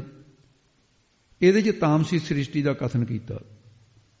ਬੇਅੰਤ ਮੂਰਖ ਨ ਉਹਨਾਂ ਨੂੰ ਦੱਸਿਆ, ਗਿਣਤੀ ਤੋਂ ਰਹਿਤ ਚੋਰ ਨੂੰ ਉਹ ਦੱਸੇ, ਅਣਗਿਣਤ ਨਖੇਧੀ ਚੀਜ਼ਾਂ ਨੂੰ ਖਾਣ ਵਾਲੇ, ਅਣਗਿਣਤ ਜ਼ੋਰ ਜ਼ਬਰਦਸਤੀ ਨਾਲ ਹੁਕਮ ਚਲਾਉਣ ਵਾਲੇ, ਅਣਗਿਣਤ ਹੀ ਜੀਵਾਂ ਦਾ ਗਲ ਵੱਢ ਕੇ ਜਾਂ ਦੂਜਿਆਂ ਦੀ ਗੱਲ ਉਹਨਾਂ ਦਾ ਕਾਰਜ ਦੇ ਵਿੱਚ ਵਿਘਨ ਪਾਉਣ ਵਾਲੇ। ਜਿਵੇਂ ਮਾਈ ਦੀ ਗੱਲ ਆਈ ਸੀ, ਵੱਢ ਟੁੱਕ ਕਰ ਦਿੰਦੇ ਨੇ। ਗੱਲ ਕਰਦਾ ਕੋਈ ਇੱਜ਼ਤਦਾਰ ਬੰਦਾ, ਗੱਲ ਕਰਦੇ ਕਰਦੇ ਨੂੰ ਉਹਦੀ ਗੱਲ ਪੂਰੀ ਨਹੀਂ ਹੋਣ ਤੇ ਵਿੱਚੇ ਵੱਢ ਦਿੱਤੀ, ਇਹ ਵੀ ਪਾਪ ਹੈ। ਗੱਲ ਪੂਰੀ ਹੋਣ ਤੇ ਜਿਹੜੇ ਸੂਝਵਾਨ ਉਹ ਦੇਖਦੇ ਰਹਿੰਦੇ ਆ, ਚਾਹੇ ਪਸੰਦ ਨਾ ਆਵੇ ਉਹਨੂੰ ਗੱਲ। ਉਹ ਕਹਿੰਦੇ ਵੀ ਤੇਰੀ ਗੱਲ ਹੋ ਗਈ ਪੂਰੀ? ਕਹਿੰਦਾ ਲੋ ਜੀ ਫਿਰ ਹੁਣ ਮੈਂ ਬੋਲਦਾ। ਉਹ ਵਿੱਚ ਨਹੀਂ ਬੋਲਦੇ, ਕਹਿੰਦੇ ਵਿੱਚ ਨਾ ਟੋਕ। ਇਹ ਪਾਪ ਹੈ। ਇਹ ਪਾਪ ਵਾਕਈ ਪਾਪ ਹੈ। ਇਹ ਮੰਨਿਆ ਮੈਂ ਗ੍ਰੰਥਾਂ 'ਚ ਪਾਪ। ਤੇ ਇਸ ਕਰਕੇ ਦੂਸਰੀ ਗੱਲ ਟੁੱਕ ਦੇਣੀ ਤੇ ਮੌਕਾ ਹੀ ਨਾ ਦੇਣਾ। ਅਨੇਕਾਂ ਪਾਪੀ ਪਾਪ ਕਰ ਰਹੇ ਨਰਕ ਨੂੰ ਜਾਂਦੇ ਨੇ। ਝੂਠੇ ਪੁਰਸ਼ ਝੂਠ ਬੋਲਦੇ ਫਿਰਦੇ ਆ, ਅਨੇਕਾਂ ਮਲੇਸ਼ ਬੋਲੀ ਵਾਲੇ, ਅਨੇਕਾਂ ਮਲ ਭਖਰਨ ਵਾਲੇ, ਮੈਲ ਖਾਣ ਵਾਲੇ, ਸੂਰ ਕੁੱਕੜ ਆਦਿ ਮੱਛੀ ਆਦਿ, ਇਹਨਾਂ ਦੀ ਅਣਗਿਣਤੀ ਨਿੰਦਕ ਜਿਹੜੇ ਨਿੰਦਿਆ ਕਰਕੇ ਗਰਭ ਵਿੱਚ ਨਰਕਾਂ ਵਿੱਚ ਸਿਰ ਭਾਰ ਕੀਤੇ ਜਾਂਦੇ ਨੇ, ਪੁੱਠੇ ਲਟਕਦੇ ਨੇ। ਨਿੰਦਿਆ ਦਾ ਭਾਰ ਉਹਨਾਂ ਦੇ ਸਿਰ ਤੇ ਪੈਂਦਾ ਹੈ, ਸਿਰ ਭਾਰ ਲੈਂਦੇ ਨੇ। ਸਤਿਗੁਰੂ ਜੀ ਨੇ ਇਹ ਨੀਚ ਪੁਰਸ਼ਾਂ ਦਾ ਵਿਚਾਰ ਕੀਤਾ। ਇਹ ਨੀਚ ਪੁਰਸ਼ਾਂ ਦਾ ਵਿਚਾਰ ਤੇ ਫਿਰ ਇੱਕ ਰੋਮ ਮਾਤਰ ਵੀ ਨਹੀਂ ਮੈਂ ਕਰ ਸਕਦਾ। ਕਹਿੰਦੇ ਇਹ ਵੀ ਇੰਨਾ ਹੈ, ਕਿਉਂਕਿ ਇਸ ਪ੍ਰਕਾਰ ਦੇ ਪ੍ਰਸੰਗ ਬੇਅੰਤ ਨੇ। ਪਰ ਅਸੀਂ ਤਾਂ ਪਰਮੇਸ਼ਰ ਦੀ ਰਜ਼ਾ ਵਿੱਚ ਚੱਲੀਏ, ਇਹੀ ਸਾਰੰਸ਼ ਹੈ। ਜੋ ਵੀ ਹੈ ਵਾਹਿਗੁਰੂ ਤੈਨੂੰ ਭਾਉਂਦਾ ਹੀ ਹੈ। ਉਹ ਭਗਤੀ ਰੂਪੀ ਕਾਰ ਸਾਤੋਂ ਕਰਾਈ, ਨਾਮ ਜਪਾਈ, ਤੂੰ ਸਦਾ ਸਲਾਮਤ ਕੀਏ। ਸਦਾ ਸਥਿਤ ਰੂਪ ਹੈ, ਨਿਰੰਕਾਰ ਕੇ ਨਿਰਆਕਾਰ ਹੈ, ਸਦਾ ਹੀ ਰਹਿਣ ਵਾਲਾ ਹੈ। ਇੱਥੇ ਪੌੜੀ ਦੀ ਸਮਾਪਤੀ ਹੁੰਦੀ ਹੈ। 135 ਅੱਖਰਾਂ ਦੇ ਵਿੱਚ ਮਹਾਰਾਜ ਨੇ ਇਹ ਅੱਜ ਦਾ ਬ੍ਰਹਮ ਗਿਆਨ ਕਥਨ ਕੀਤਾ ਹੈ। ਆਓ ਹੁਣ ਸਮਾਪਤੀ ਕਰੀਏ। ਜੋ ਤੁਧ ਭਾਵੈ ਸਾਈ ਭਲੀ ਕਾਰ, ਤੂੰ ਸਦਾ ਸਲਾਮਤ ਨਿਰੰਕਾਰ। ਵਾਹਿਗੁਰੂ ਜੀ ਕਾ ਖਾਲਸਾ, ਵਾਹਿਗੁਰੂ ਜੀ ਕੀ ਫਤਿਹ।